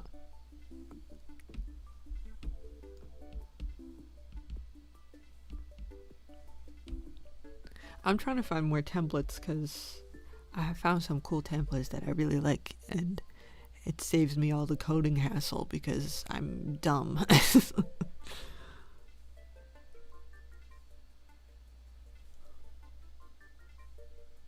Hello, hello.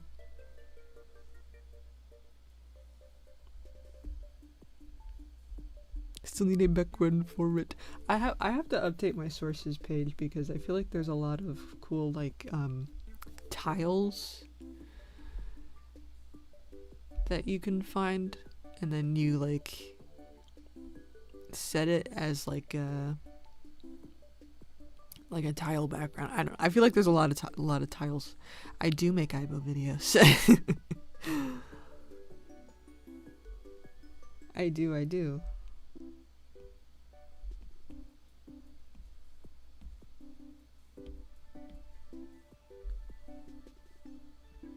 feel like I don't have the brain power for this right now. Whoa. What are you doing with that? This is really not beating the fridge allegations. Oh my god.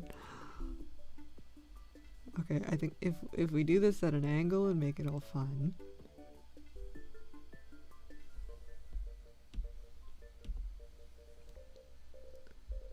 Are we seeing the vision? We have like oh god. Okay, this is X-ray here.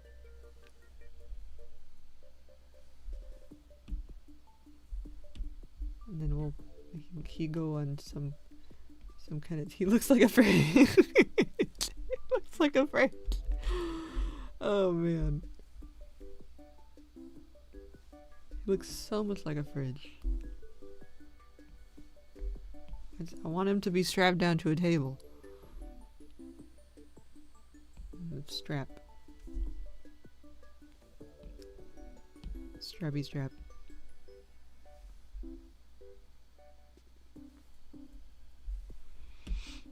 And then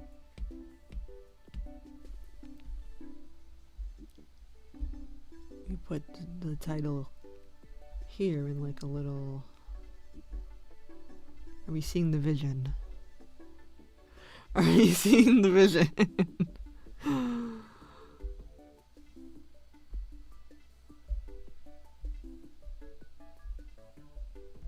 What a for real. This is supposed to be cat.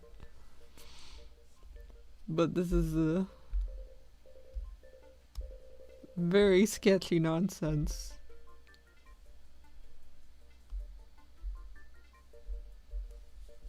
But it could be either, honestly. I just need the vibe, I need the essence. I need the concept. They moved where the style thing is and I can never find it. What is a good font for an X-ray? I know what it looks like because it's just a regular font, but I want like a special X-ray font.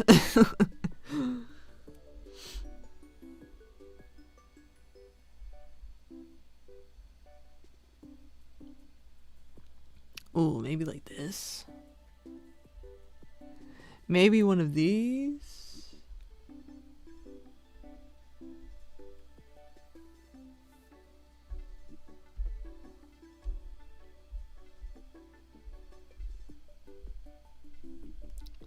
This is not exactly what this, because I'm gonna have to move this around later.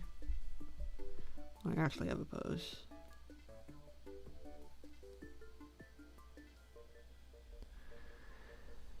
I have volume 1 planned for the intro and volume 2 planned for the backstory. Ooh.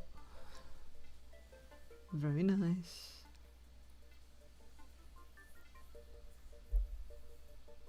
This is all, these aren't how X-ray machines look, but it just, I'm gonna have to suspend the disbelief on like an arm or something, because I feel like they do that. Like some kind of arm.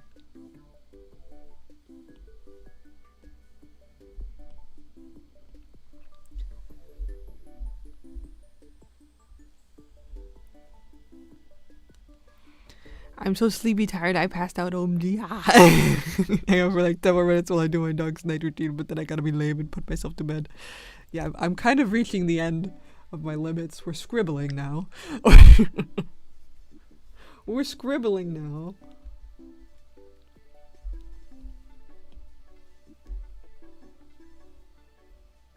Because I'm getting pain. I'm pain. But we just been blabbing.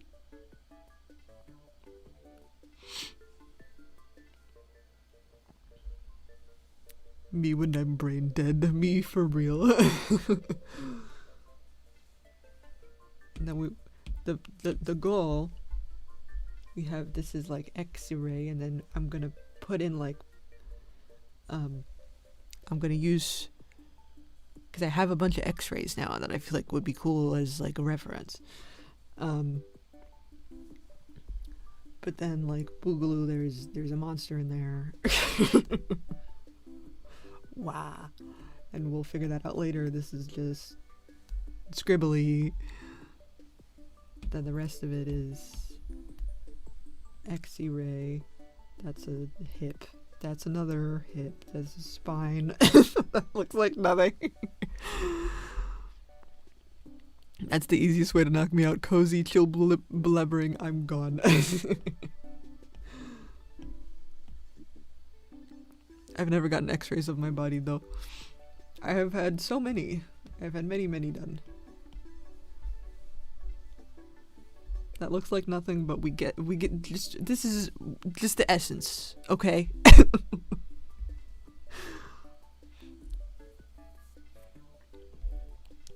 Used to only be able to sleep with some YouTube person just casually blubbering. Yeah, no, I feel that.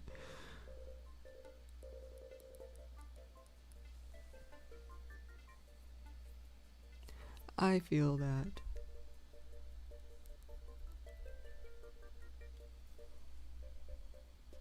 Okay, I don't know if there's anything else I want to do though. I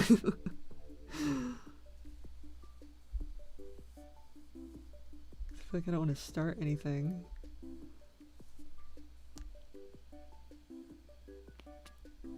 It's supposed to be cat.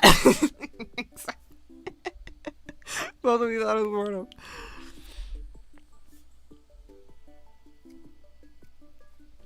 Electric Boogaloo, there's a monster in there. But to be fair, this is like one of those like who's more likely to get an X-ray, and it's Mortem.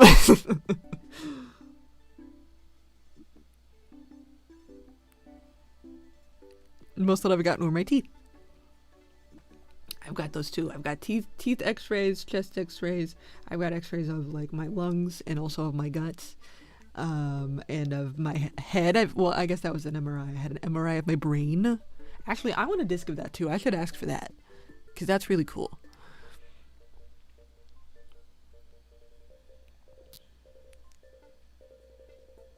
That was what I figured. Not cat keeping the demons in there. The demons.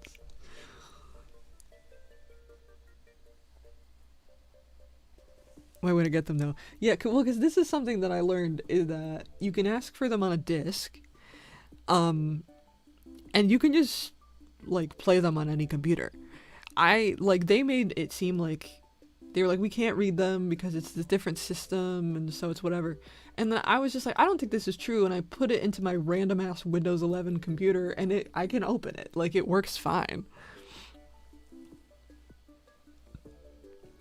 I gotta find my old barium swallow because I do have that on a disc, but I have no idea where that is. One day I'm just gonna put a mystery disc into my computer and it's gonna be like all these X-rays on my head.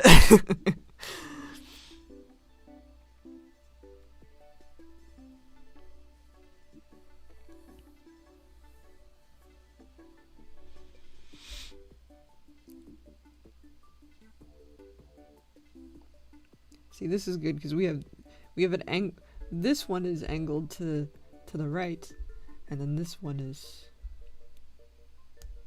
angled to the left. So we have good good balance here.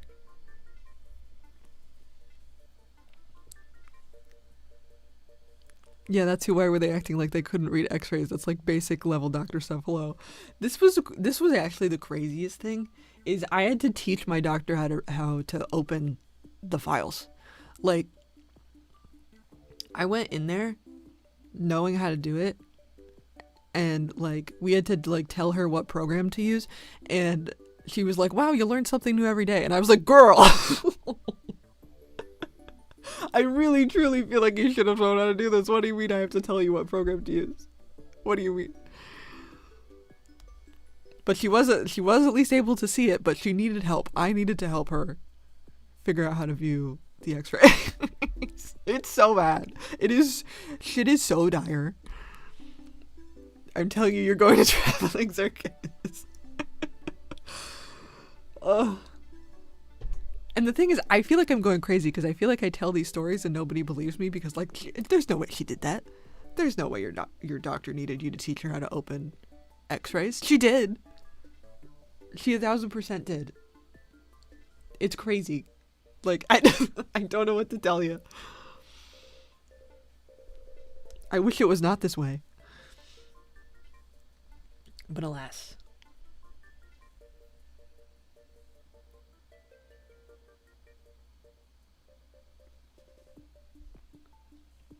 Also, this is the other thing I need to do is I need to design monster. I need to design like there's like a final boss basically that I need to design. I have a thing called character design, so it's probably in there.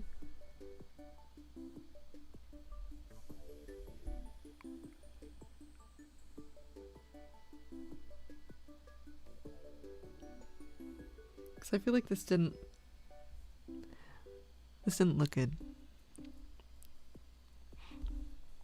How can they be trusted with your health/body if they can't open an X-ray? Truly, it is like so crazy. I feel like I'm perpetually living in that Twilight Zone episode where like everyone gets turned into children and I'm the only adult left. Like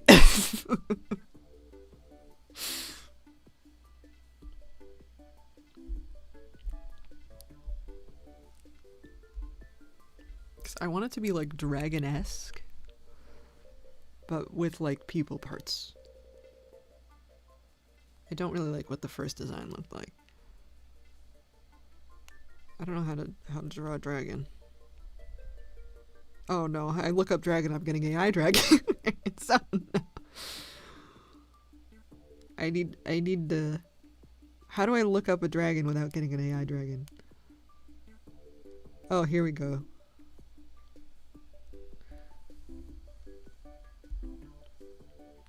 Like, I was getting heated reading your post and it's not even me. And I have to be there, and I have to like sit there and like talk to them and be normal and be like chill. Because they don't believe in emotions also. So like if I have an ounce of a reaction, it's like, oh, see, this is psychological. You should go to a psychiatrist. And it's like, no, you're just insane. Like, I truly...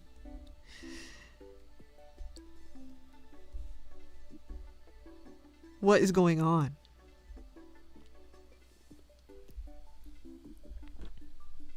Oh, you know what the difference is? 'Cause I don't want it to be lizard. But I want it to have more of a snout. Because I made this one as a very rough sketch, but I don't really like it. I don't know. I want it to be kind of like translucent, like jellyfish.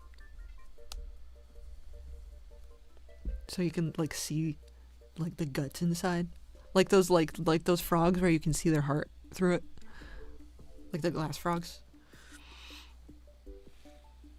But I also want it to be dragon-esque.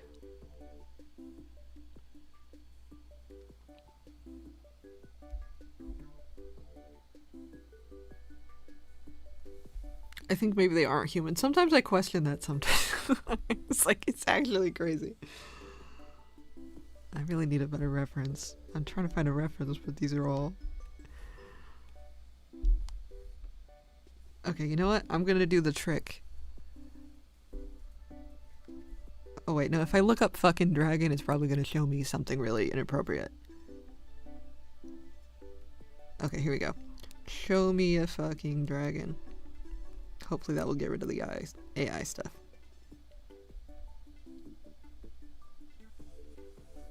That was monster. We're trying to do monster design for certain things. But I like the idea of like a tongue that's a hand. I don't know if I feel like I've seen that before somewhere. Or like it grabs you. But I don't like how flat its face is. I think it needs more of a snout.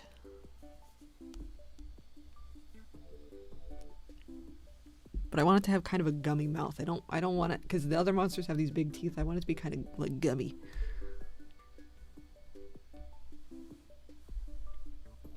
Because there's this like relation to like dragons.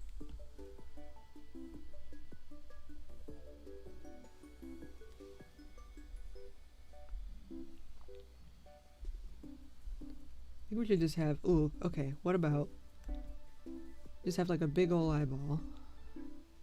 It's kind of not focused, but it's like translucent kind of cover over it, like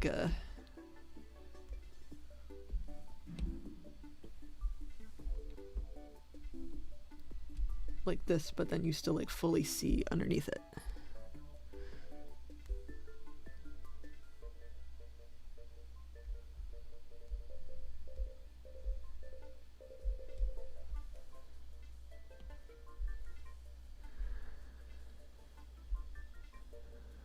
My iPad just stops responding randomly and it's getting on my nerves. Oh no.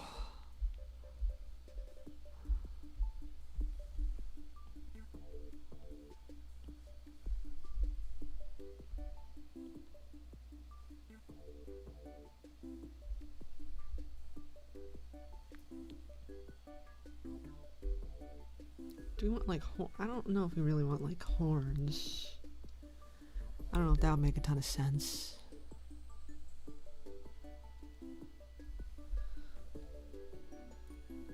I feel like this is an Alex question. I feel like we gotta ask Alex to help with monster, because he's really good at monster design.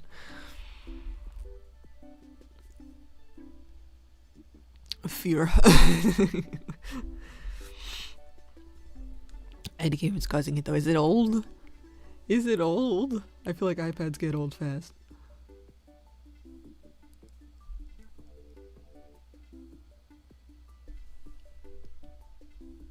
What is that, like gummy?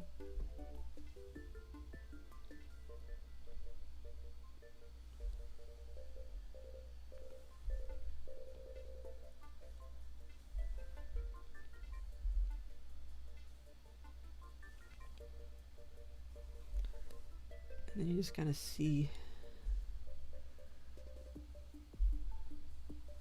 It's an Air 3rd unit. Okay, I think that's pretty old. It might be just it's getting old. Super late stream. Yes, super late.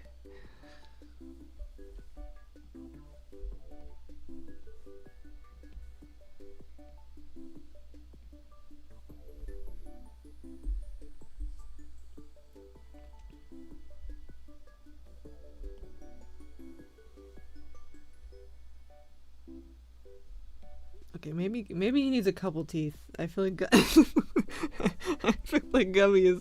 I don't know. I want it to be weird. But I feel like Gummy doesn't look right.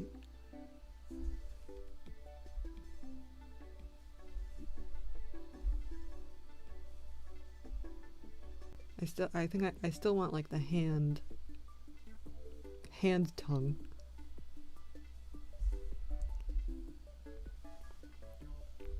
It's like 10 here. It's 1:20 a.m. where I am. Where is it? What time is it where you are?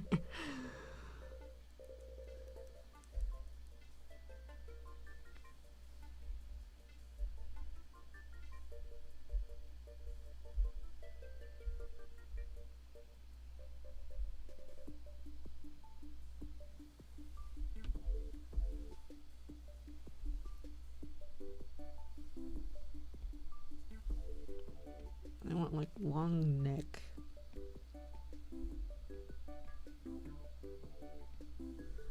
It just looks like a Pleo with horns. That's why it's looking odd. It's because it looks like a Pleo. That's why it doesn't look how I want it to be all scary. Like, is this not just a Pleo with a weird tongue and horns?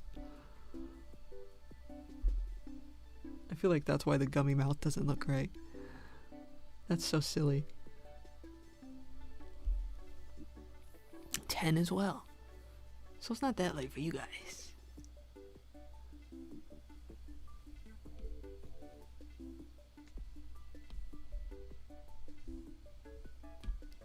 What kind of nostrils do I want? Maybe like kind of big nostrils.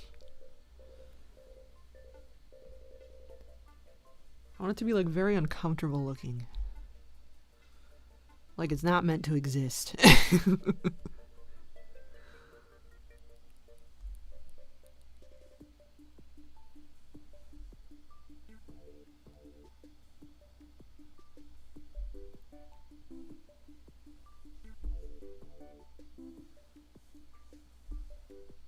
What is the spine? I feel like I want the spine poking out.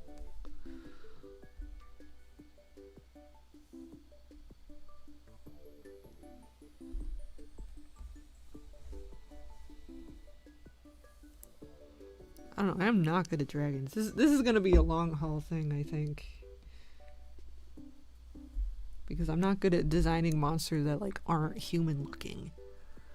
But I need it to be really big, and I don't want it to be like a titan.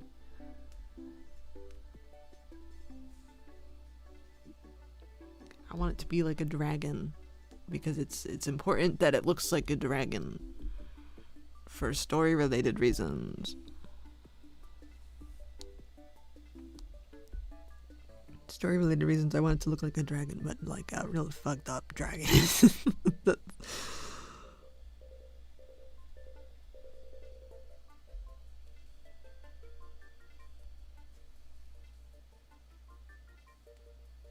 This might just not be for me right now. I'm not a good monster designer either, I fear, lol. I mean, at least your characters are like not fully human, so like you have some experience. It's nearly 12:30 a.m. for me. What time do I need to wake up?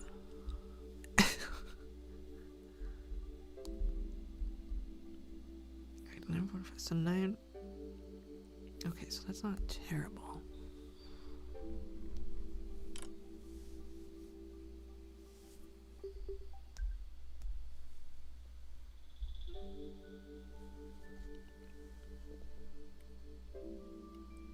Because I need it to match up with like this, with this guy, but it's not that guy. Because there's parallels. This is spoilers, technically, I guess. But I need a real monster to match up with the fake monster. I feel like I drew this okay. But like this is more like pure dragon. I want this to be like fucked up dragon.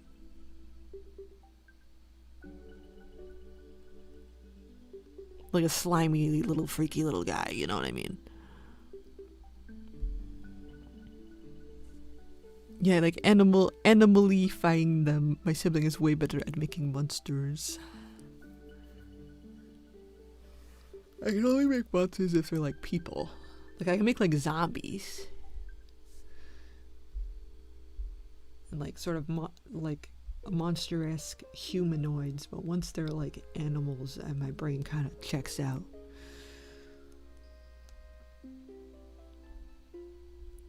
Because I feel like, actually, you two probably won't like it, so I don't know. But the episode 10 monsters, like I feel like this is okay. I feel like this is a freaky little guy.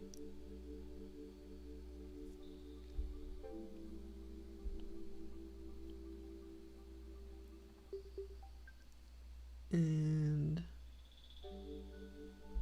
like this guy where he's kind of like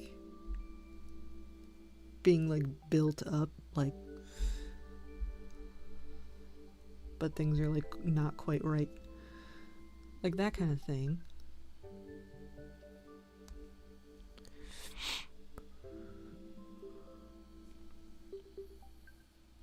Yeah, that is a top tier freaky little guy. I need to do that, but like a dragon. How do I do a dragon?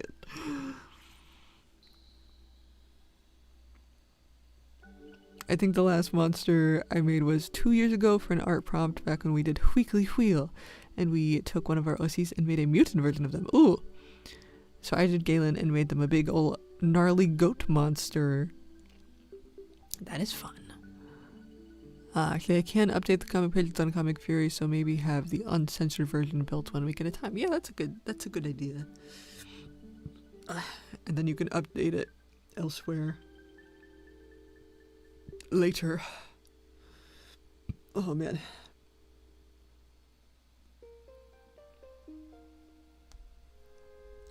I feel like the thing is with monsters, I typically don't start with sketches. I just kind of go right to painting. Which is not my typical process.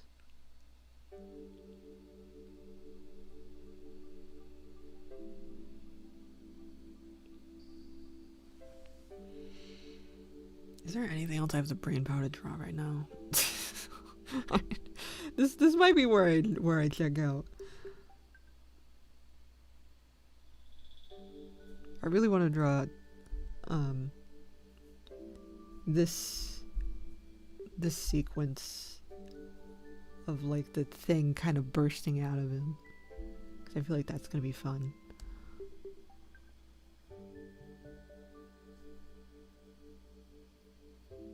I feel like that's gonna be fun, but I don't think today is that day.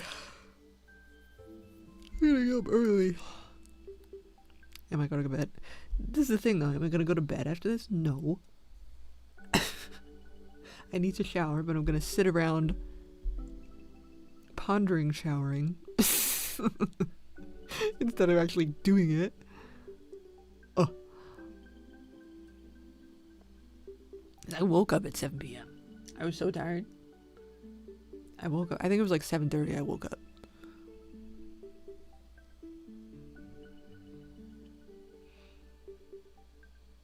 Pondering showering, so I need to shower, but I am too tired to shower, but also can't go to bed unless I shower.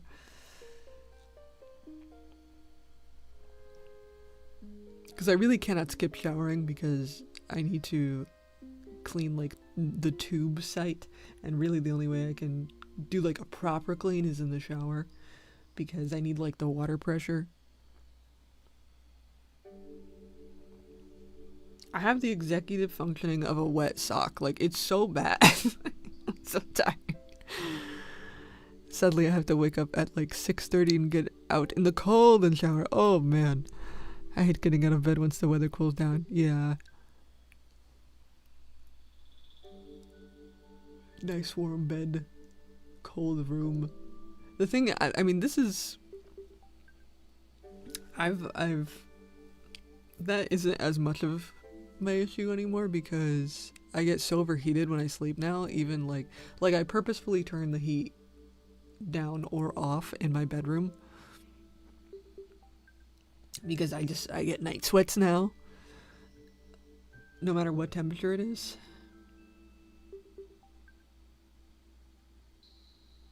But then, like, once I get out of bed, I'm like, oh. Oh, this, I turned the heat off, damn. But it's not, like, the getting out of bed that is, like, it's like, I like, leave my room and I don't notice until I've, like, already gotten up to, like, go to the bathroom. When I get up to go to the bathroom is when I notice the most.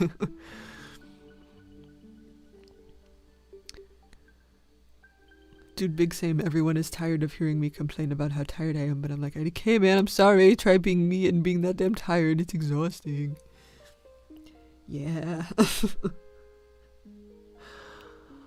Well, this is why I don't understand doctors, because, like, I am genuinely, like, I'm on the phone, like, almost 24/7. I'm, like, driving 3 hours to get to a doctor's appointment now because telehealth is shut down because the government is shut down, so I have to now drive 3 hours. And then, like, if I experience an emotion during all of this that is, like, bad and wrong, and it's like I don't think you guys are people.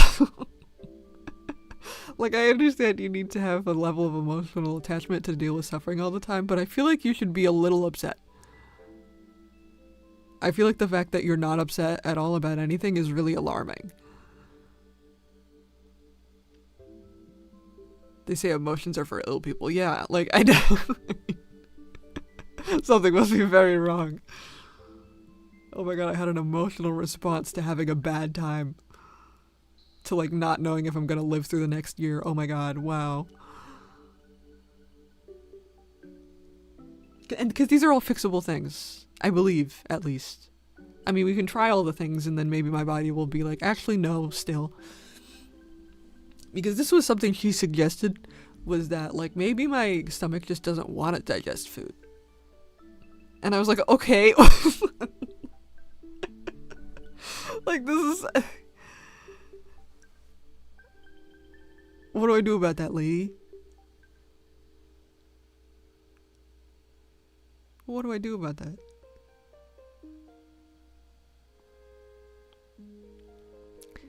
You'd better check into a mental hospital because it is unsafe for you to be sad and feeling hopeless. Especially when it's based on an, personal experience that I'm regularly having happen. But no, you should not be responding to that. Genuinely, you cannot, when you go to the doctor, you cannot tell them you've ever experienced an emotion ever. Like, you have to genuinely just be like, nope, I am never sad. I have never experienced any form of anxiety or any of those bad emotions because they, like, won't treat you. Genuinely. Like, I have to go in there and put on such an act and be like, hey, how's it going? I drove fucking 3 hours to be here, but, like, I'm chill, it's fine, it's no problem at all, I'm happy to be here. Because otherwise they will just... this is... Okay. I feel like I have so much time. It is stupid. And then I end up not drumming. But when I went to my GI... this is... I don't typically check the reports, honestly, and maybe I should more often. because I find they're just useless. But I feel like is not the point of like an after visit report to tell you what you discussed during the visit and what you need to do? Is that not the point of the after visit report? Because I feel like it is, but they write nonsense in it.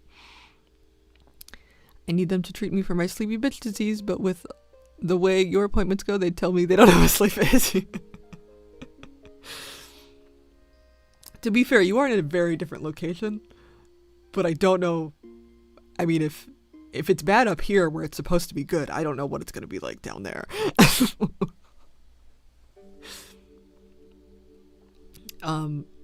But they, I expected him to talk about what we talked about in the appointment, was like that we were going to do the J-tube and like where I was going to go to do that, like what we discussed, why that made sense.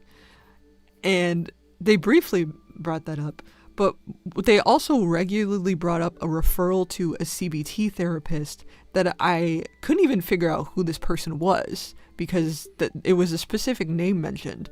This was not brought up at all during the appointment, so I don't know why it's brought up multiple times in the after visit report. Something about a referral to a CBT therapist that I have no idea who this person is. Hello? I should be getting a referral for a J-tube because you're a GI doctor. What's going on?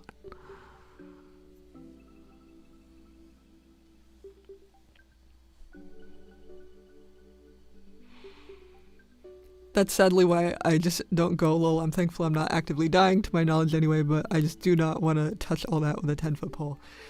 Yeah, I mean, if you can avoid it, I would. But if sometimes you can't avoid it. They really do just be writing stuff, I guess. That's like, what? Because the amount of times I've talked to my primary care about totally different things. Like, I go to her and I'm like, hey, I would like blood work for nutritional deficiencies. That's what this appointment is about. So that's what I expect in the report. And you know what she writes? She writes that we talk about my eating disorder, which I don't have. And she writes nothing about the nutritional deficiencies. She just writes that we talked about my eating disorder. And that's it. Hello? We didn't talk about that, but I can't prove that is the problem. Because she wrote it, and why would she write it if that wasn't true? But it was just not mentioned, because I don't have one. But now that's in all my reports with her. She just keeps writing. Like, I think she's just copying and pasting it from somewhere, and I'm kind of like, do you know who I am? Do you remember who I am? What's going on? What in the actual world, man? Yeah, I get rattled. And like maybe I do have ARFID, maybe that's an accurate diagnosis. The problem though is their treatment for that is like, oh, just eat more. And it's like, this is obviously not the issue that we're trying to fix right now. I would love to. But this is not like a comfort thing. This is not like try different textures. This is like I'm not even eating by mouth and it's still coming up. Like, if there was actual treatment, that would be different. But there is no, like, it's just like, try stuff. You can do it. Wow. And I feel for people who actually have ARFID, because I don't think that's how that works either.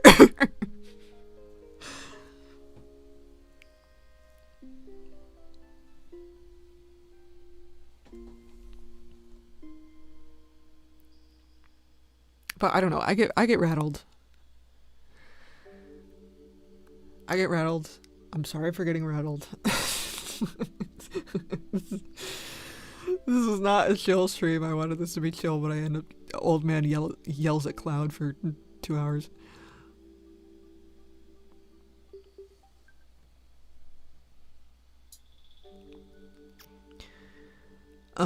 Because technically you could develop ARFID via having all these complications, but by the sounds of it, you don't. And like, I'm not even like, maybe I do have it. Maybe let's say that I do have it.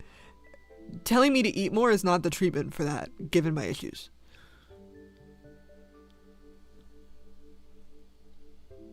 Because I feel like I'm trying stuff all the time and I'm making myself sick, and I feel like that is not ARFID behavior. I'm like, I desperately want a little treat, and then I have a little treat, and then I throw up, like, projectile vomit style. I don't feel like this is ARFID behavior. I don't know.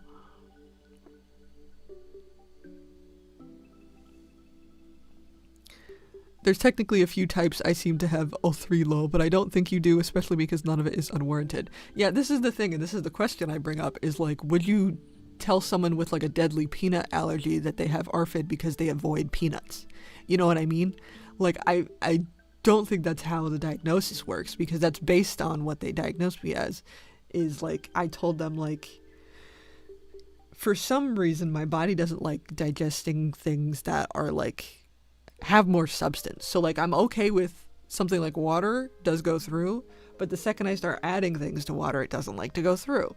So especially things that are very dense, high protein, like I tend to react to. I react very intensely to meat. I get covered in hives and I swell up when I eat meat.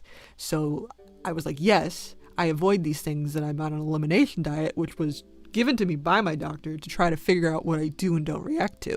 And based on that conversation, they gave me an ARFID diagnosis. And I don't think that is correct if that's what they're basing it off of.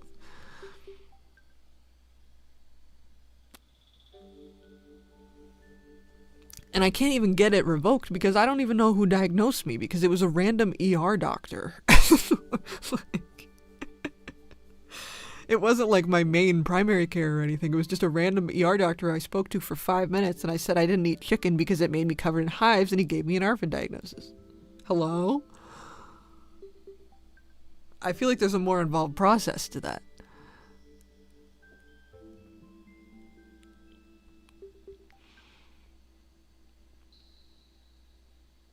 Because you're avoiding eating lol, and it's not based in reality, and it's not based in reality, not really. Your body just doesn't want you to eat lol. Yeah, that's crazy. Well, because from my understanding, ARFID is more of like, it's like an ick thing. Like food is like certain textures, and it's like a sensory thing. And like you're more sensitive to like tastes, and like, that was my understanding of it, and that is just not my issue. Or like fear of eating, I think, is in the ARFID category. But like, I want to eat. Let me eat. It's just like, what it is I refuse to like just randomly eat a chicken dinner because I know I will react to that. And they're like, you're refusing. This is avoidant. And I'm like, girl. Like, yes, I don't want to do something that I know is going to make me violently ill.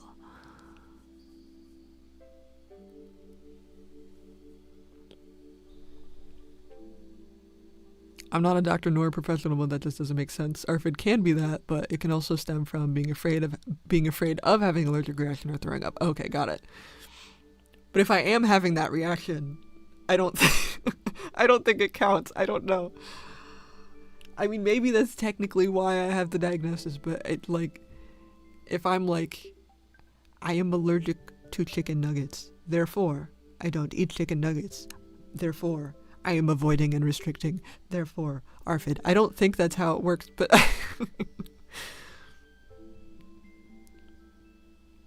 it's like someone who is afraid to eat peanuts and other nut products because they're afraid of having an allergic reaction, but they don't actually have a peanut nut allergy. They're just afraid that they will have it. Okay, got it. But this is my point. I don't think you would diagnose someone with ARFID if they do have a peanut allergy.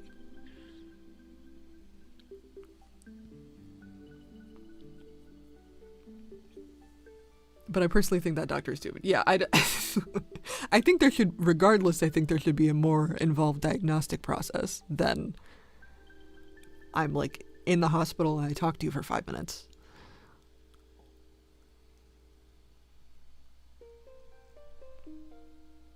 The problem is all these tests come back negative, but then they're not really negative, and then they don't tell me that.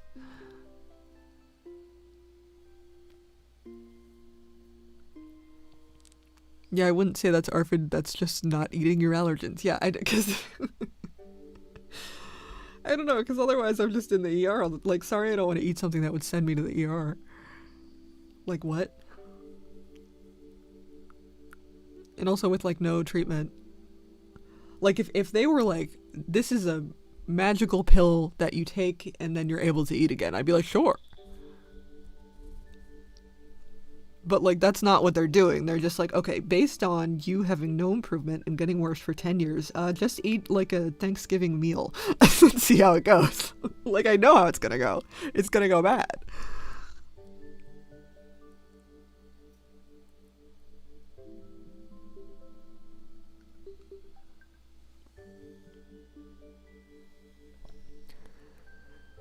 For me, I'm afraid that basically everything is gonna make me sick. Well, it is a constant fear. I'm also afraid of eating something and having an allergic reaction, but my main thing is getting sick.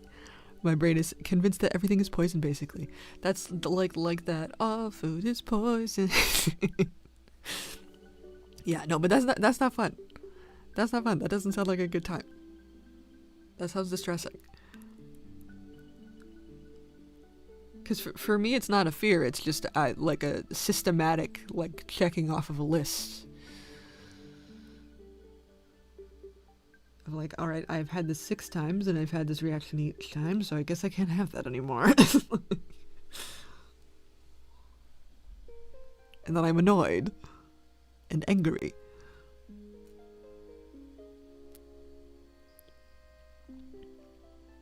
Even some foods I consider safe aren't safe for me, and I eat everything in fear. Lol. Oh no. Oh no. See, now I don't even know what the proper treatment for that is, because I feel like from what I've seen, ARFID treatment is kind of a sham. I think because a lot of it seems like it's for children. Because it's like, cut the food into fun shapes and words of affirmation. And it's like, okay, that's like nice, but I don't really think that solves the deeper issue.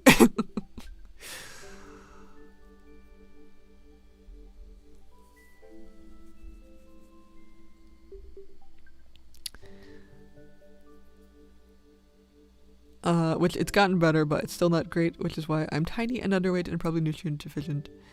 Honest to God, I think it's exposure therapy, because I'm also afraid of new foods because it's like unexplored territory. Well, yeah, for sure. I mean, it causes me genuine fear. Oh no. Because exposure therapy, because they tried to do exposure therapy for me, and that never worked because I would just have a reaction. Because, like, the point of exposure therapy is to be like, see, this is not, this is actually not unsafe, and see, nothing happens, and see, you know, that's the point. But if you do get sick every time, it's like, well, I mean, you're just proving my point. I don't know. But I also do think something like nausea, it's very easy to, like, make yourself nauseous. Like certain symptoms like that. Or just like, oh no, what if I'm itchy? Like, you can get stress hives, which is so dumb. That your body's just like, I'm stressed, I'm gonna be itchy. Now I'm itchy and stressed. So I'm sure, all of these things, I'm sure, like, if you're afraid of that happening and you accidentally make it happen, that can make it very difficult to treat. So I feel like a lot of these things are unexplored treatments. I feel like we need better treatments for this stuff.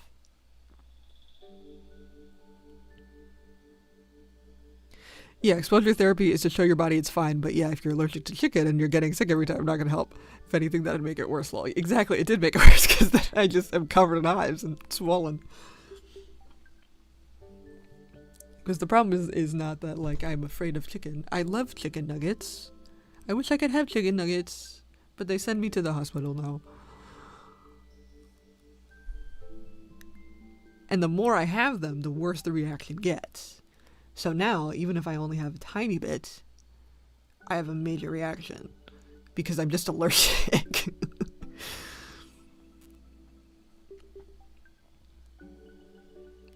Exactly, and that's why it's so hard for me, lol, because if my brain is scared of a food, convinced something is wrong with it, I end up feeling sick. And I don't know if it's real or fake lol. Yeah, that's very tricky. That's very tricky because your brain does play tricks on you. And it's very hard with those types of symptoms because stress is a big thing that can just like make your body do weird stuff. McHospital. Got to go to McHospital.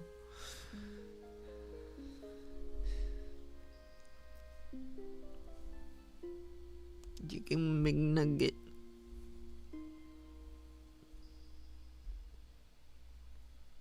And a true meat allergy is like incredibly rare.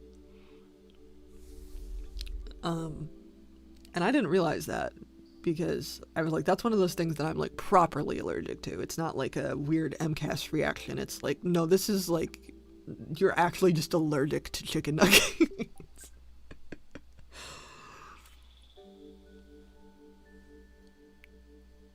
So I've like never had as severe a reaction of like my like eyes swelling shut and like. Well, they had the saline for some reason, but I still don't know why that happened. Because I've started reacting to like salt on like a really small degree, but like your body needs salt to function. I can't be allergic to salt.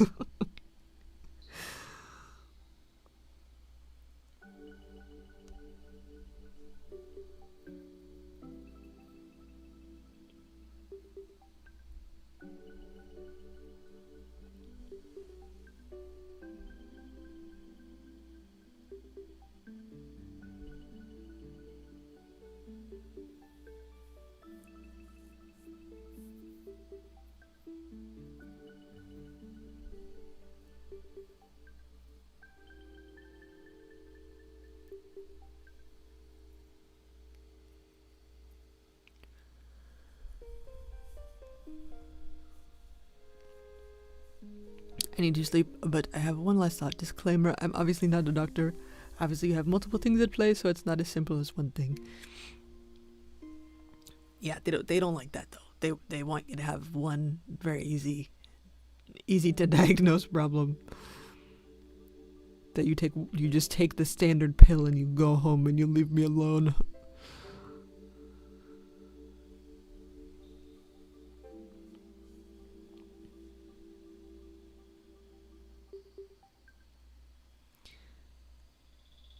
But I know in dogs, if they have a really poor gut, they will literally do like a fecal transplant from a very gut healthy dog to introduce all of the good gut bacteria, etc., into the dog, and it always has great success getting them on the right track, kind of thing.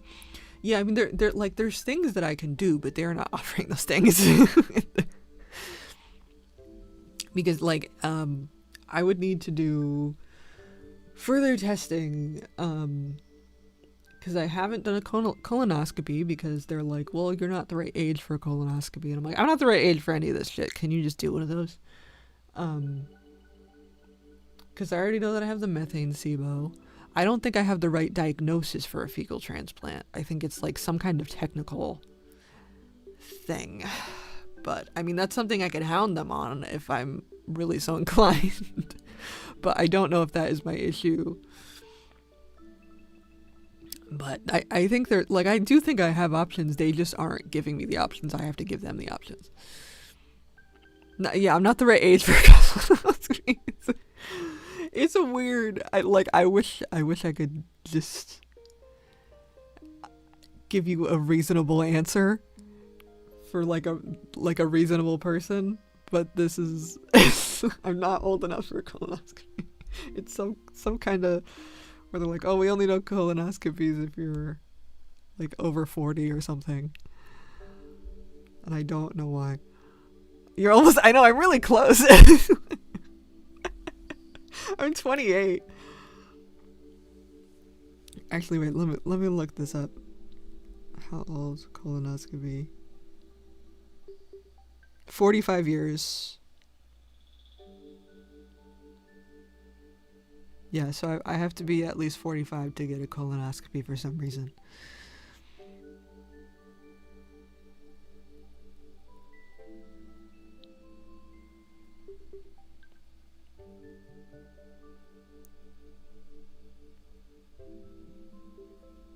And I don't have histories of colon cancer.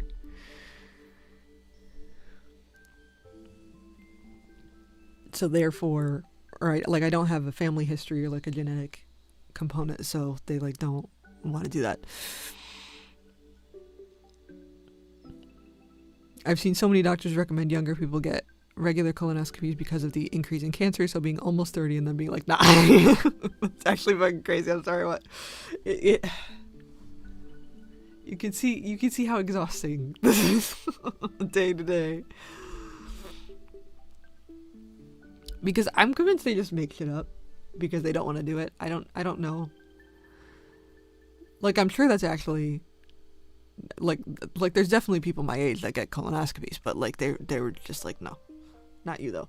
I don't know if there's a different test that I can take that would make me eligible for a fecal transplant. But right now I'm not currently eligible. I think I have to do all of this other stuff first. If I do all of this other stuff first and it still doesn't work, I think I could advocate for that. But I have to take all of these steps before that. Because they want you to do things in like a certain order. Throw the whole practice out of the way.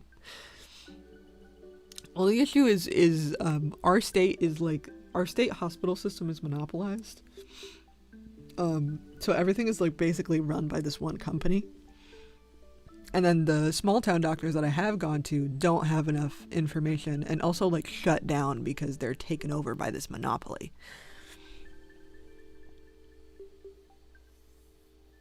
So I think this is sort of the main issue, at least where I live, but I also think people are just stupid. I don't know. Because I have so many stories. It's actually crazy. Like when I went to the motility specialist and I had all my questions lined up, and she said, "You know so much, you should be a doctor." And I'm like, "No, I just think you shouldn't be a doctor because what the hell is going on?" This is not the compliment you think it is. I googled this shit. This was from Reddit.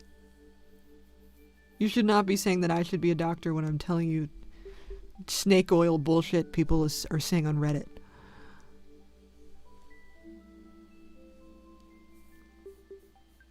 Crazy town. You go to school for 8 years? I would think. I don't even know anymore, man. I don't even know anymore. Why can I look this up on Reddit and you can't? This is why I just don't go to the doctor. Oh my god. I mean, I don't want to discourage people from going to the doctor if they have an issue. I just I live in Crazy Town. I don't know what the issue is. I live in a doctor desert.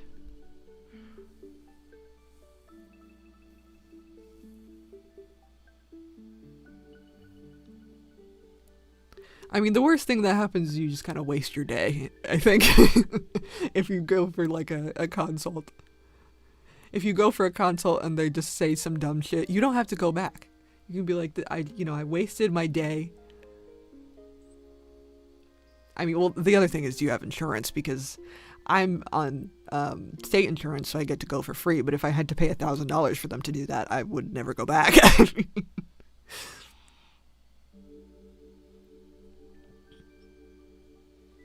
I just hear endless horror stories from my fellow disabled baddies, and it never gets more surprising, but also I'm shocked at the same time.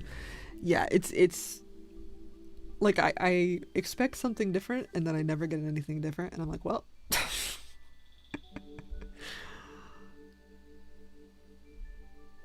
Because it's, oh shit.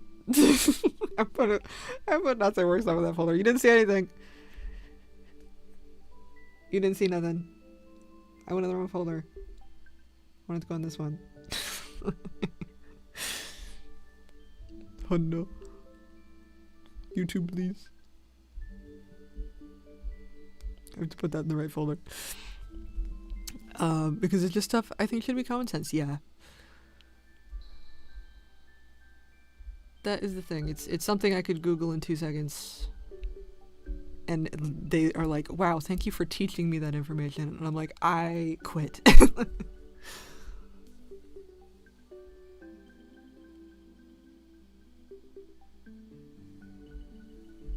I fucking quit, my guy.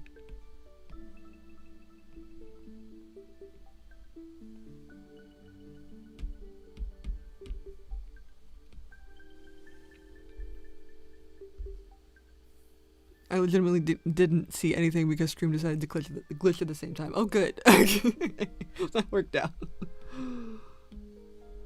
It's just a little side butt. It's nothing crazy, but I don't think YouTube would like that.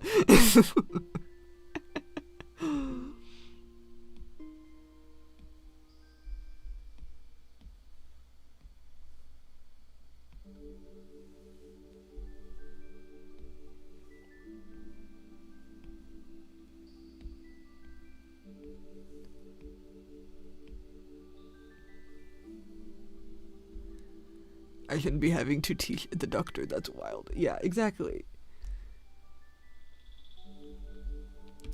And this happens with therapy too. And I really would, because like I don't want to be that guy that's like, don't go to therapy, because like I just don't want to be that guy. But like this has also been my experience with therapists, where it's like they tell me something that's on the first page of Google, and I'm like, I don't think this is gonna work out.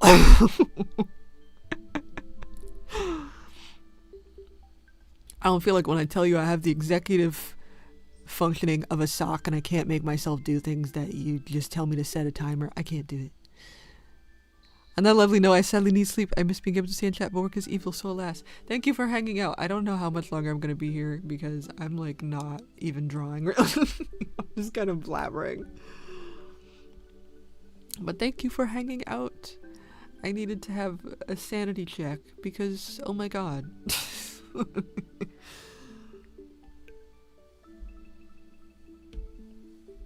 Because good god.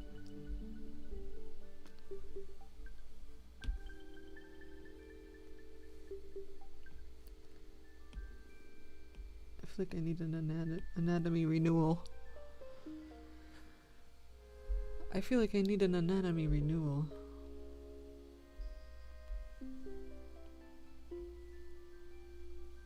Like I want to draw so bad and my brain is just made of beans.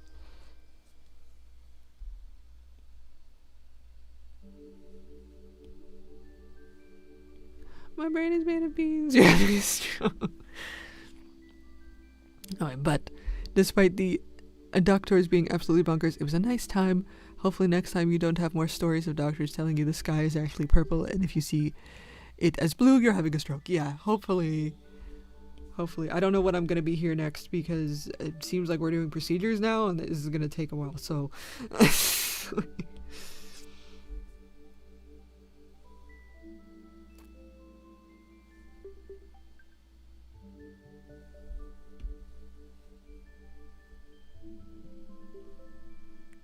So if I suddenly vanish, that is why. We're doing procedures. So this is definitely going to lead me into a pain flare going to these appointments at once, so...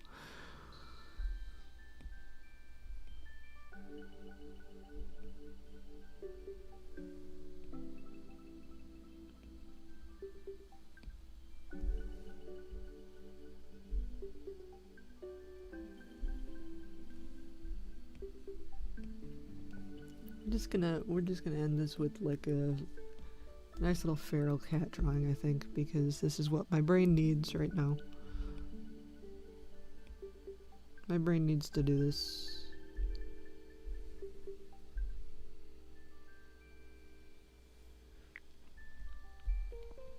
Anatomy renewal and Bean Brain is so real, but I will see you next time. Hopefully tomorrow's appointment goes well. One can only hope. Fingers crossed. Send me your good vibes, please.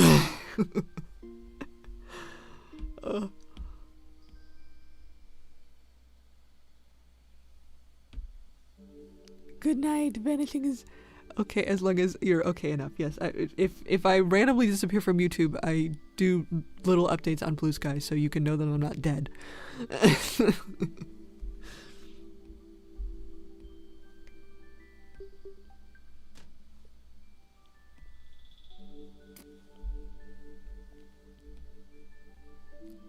Cool.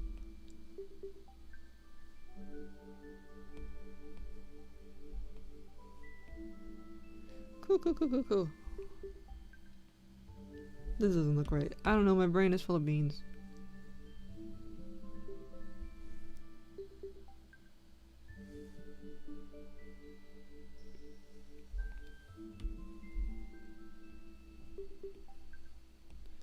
My brain is full of beans. Currently drawing my eyebrows right now. Ooh, eyebrows are very hard to draw. Eyebrows are difficult.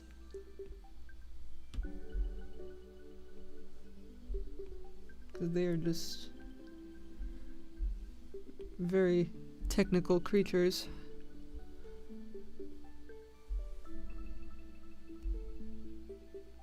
Yeah, that's not fucking right at all. That's not right.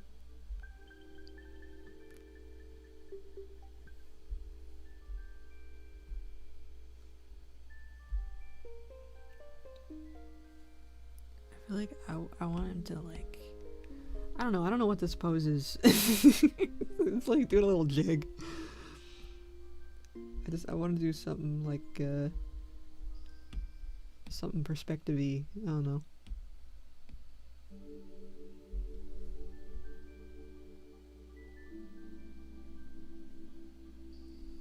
Something perspective-y.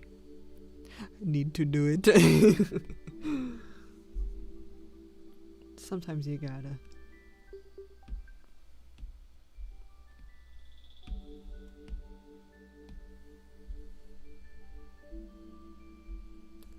Sometimes you gotta.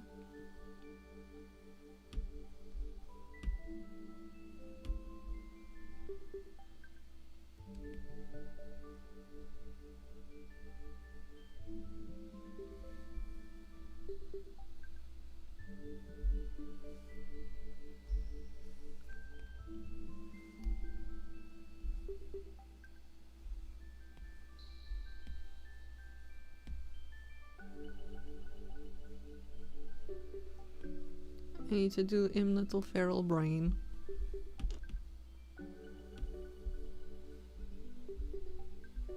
Oops. Because I feel like I can't make shit look good right now. Oh, whoops. My battery died. My phone. Hold on.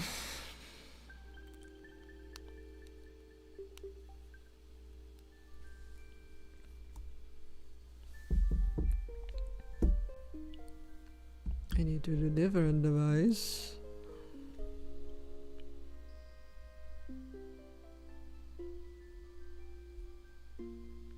How do I pull the chat up?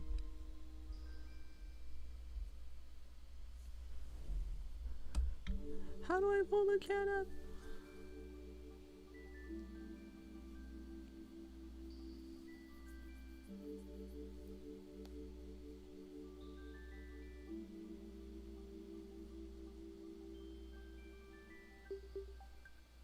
Can I not pull the chat up? What is going on?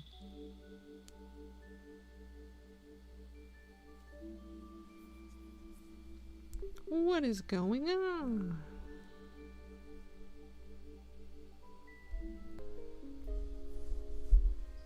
Oh, did I do the fucking... This is because I have the VPN on. This is why it keeps glitching. This is why it keeps glitching.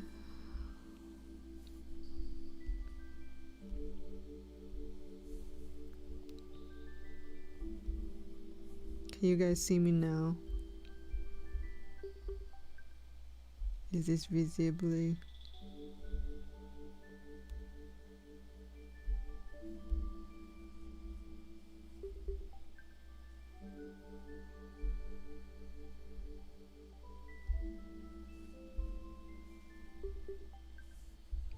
Oh, what is it?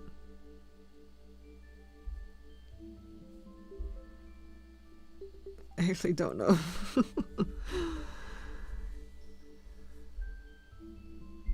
Yes. Okay. I feel like I glitched everything out. I glitched everything out. Because I forgot that I had my VPN on.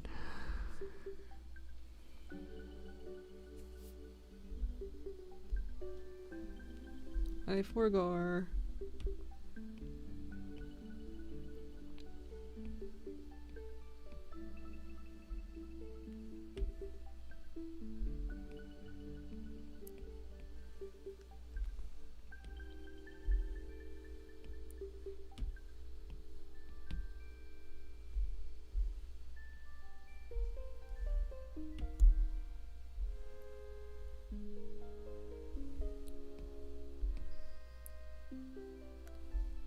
I love a good little circle eye.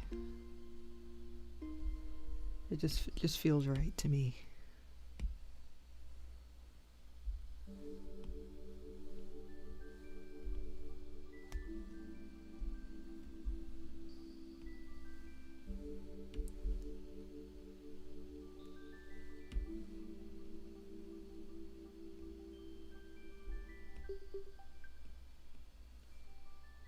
Love a good circle eye and like a open teeth. Oh. Open teeth and circle eye. Oh, why he look like that? Why he look like that?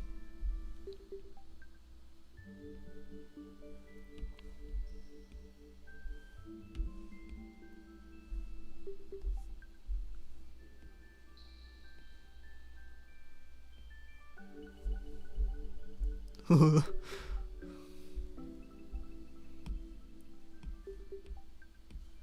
we're getting a little something something.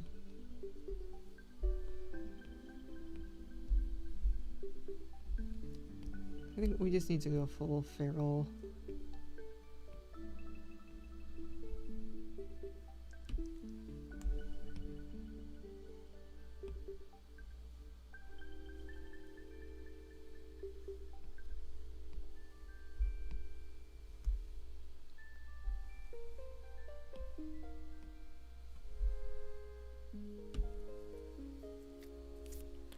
We just need to go full feral, I think. I think it's just one of those days. One of those days where you don't want to wake up.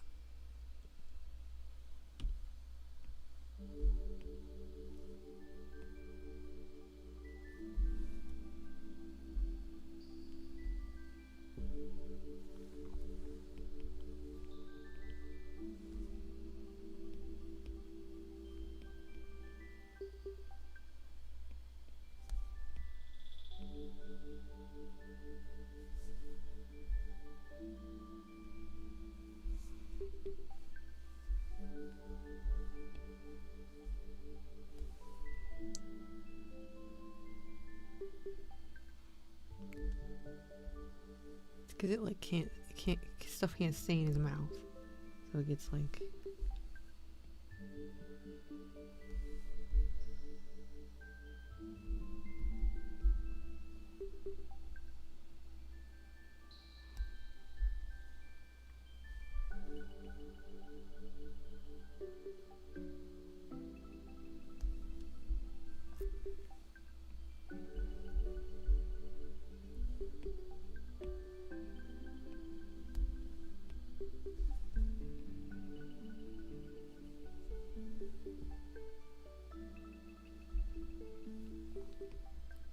This doesn't look right, but we're just having fun. It's fine.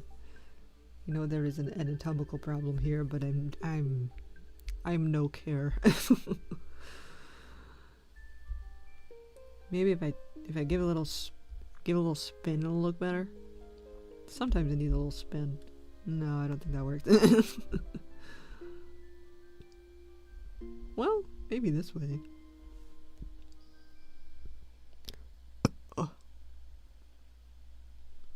Oh, but now the drips are wrong. I don't think that really matters.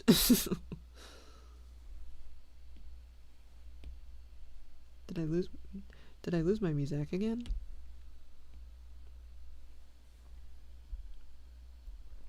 I don't know if Happy Nintendo music is really the vibe for this. I just turned the reference layer off instead of turning it on. Good job.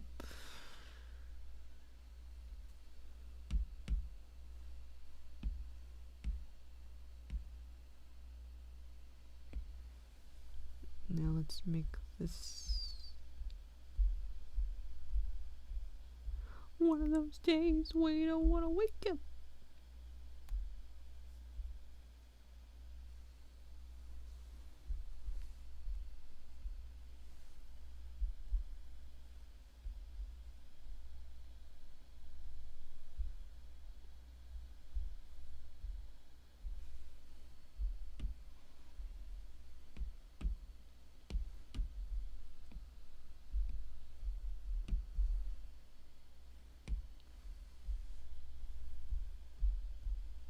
Okay, I feel like this is not terrible.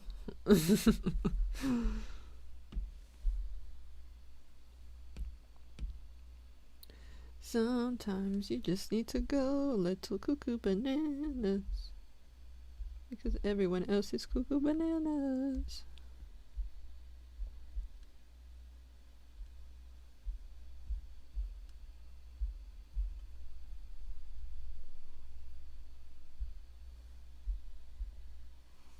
See, I don't want that color, but this is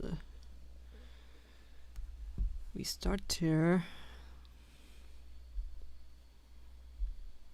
See, I feel like this is but then I need like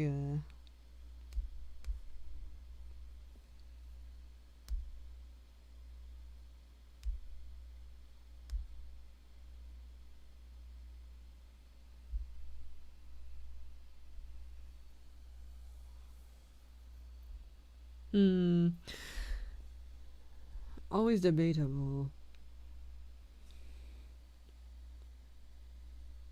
I feel like this almost could just look good white. So you get a nice contrast. Or a blue, like a cyan.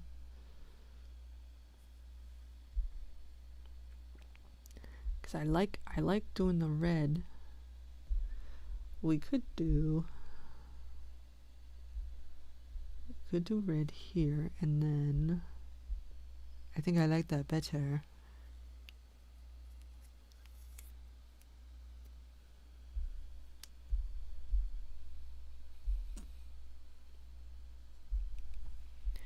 I think I like that better.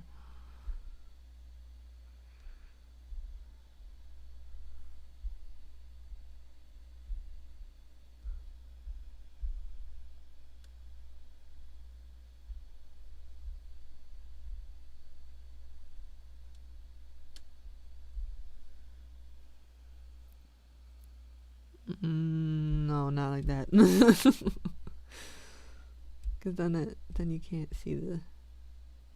Unless I do it lighter.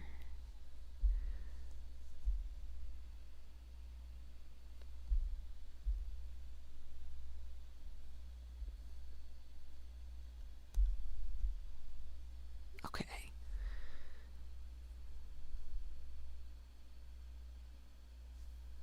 He is not having a good time.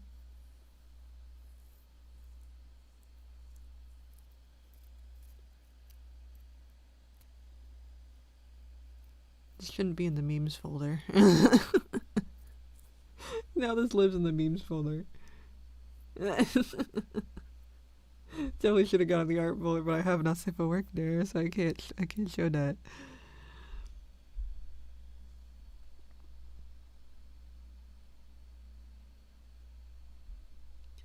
So I cannot show that. I feel like, can I do like a white highlight type of deal?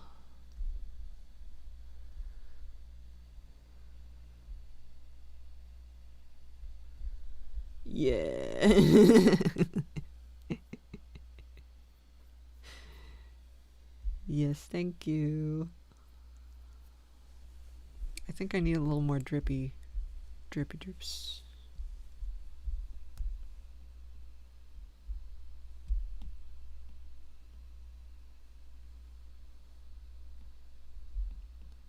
A little more drippy drips.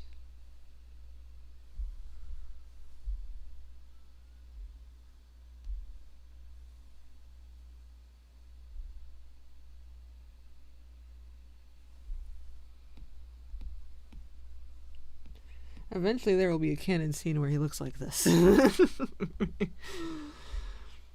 Eventually.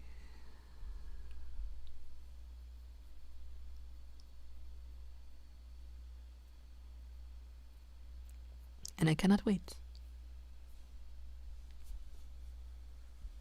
Alright, I think I'm gonna stop. I'm gonna hurt myself otherwise.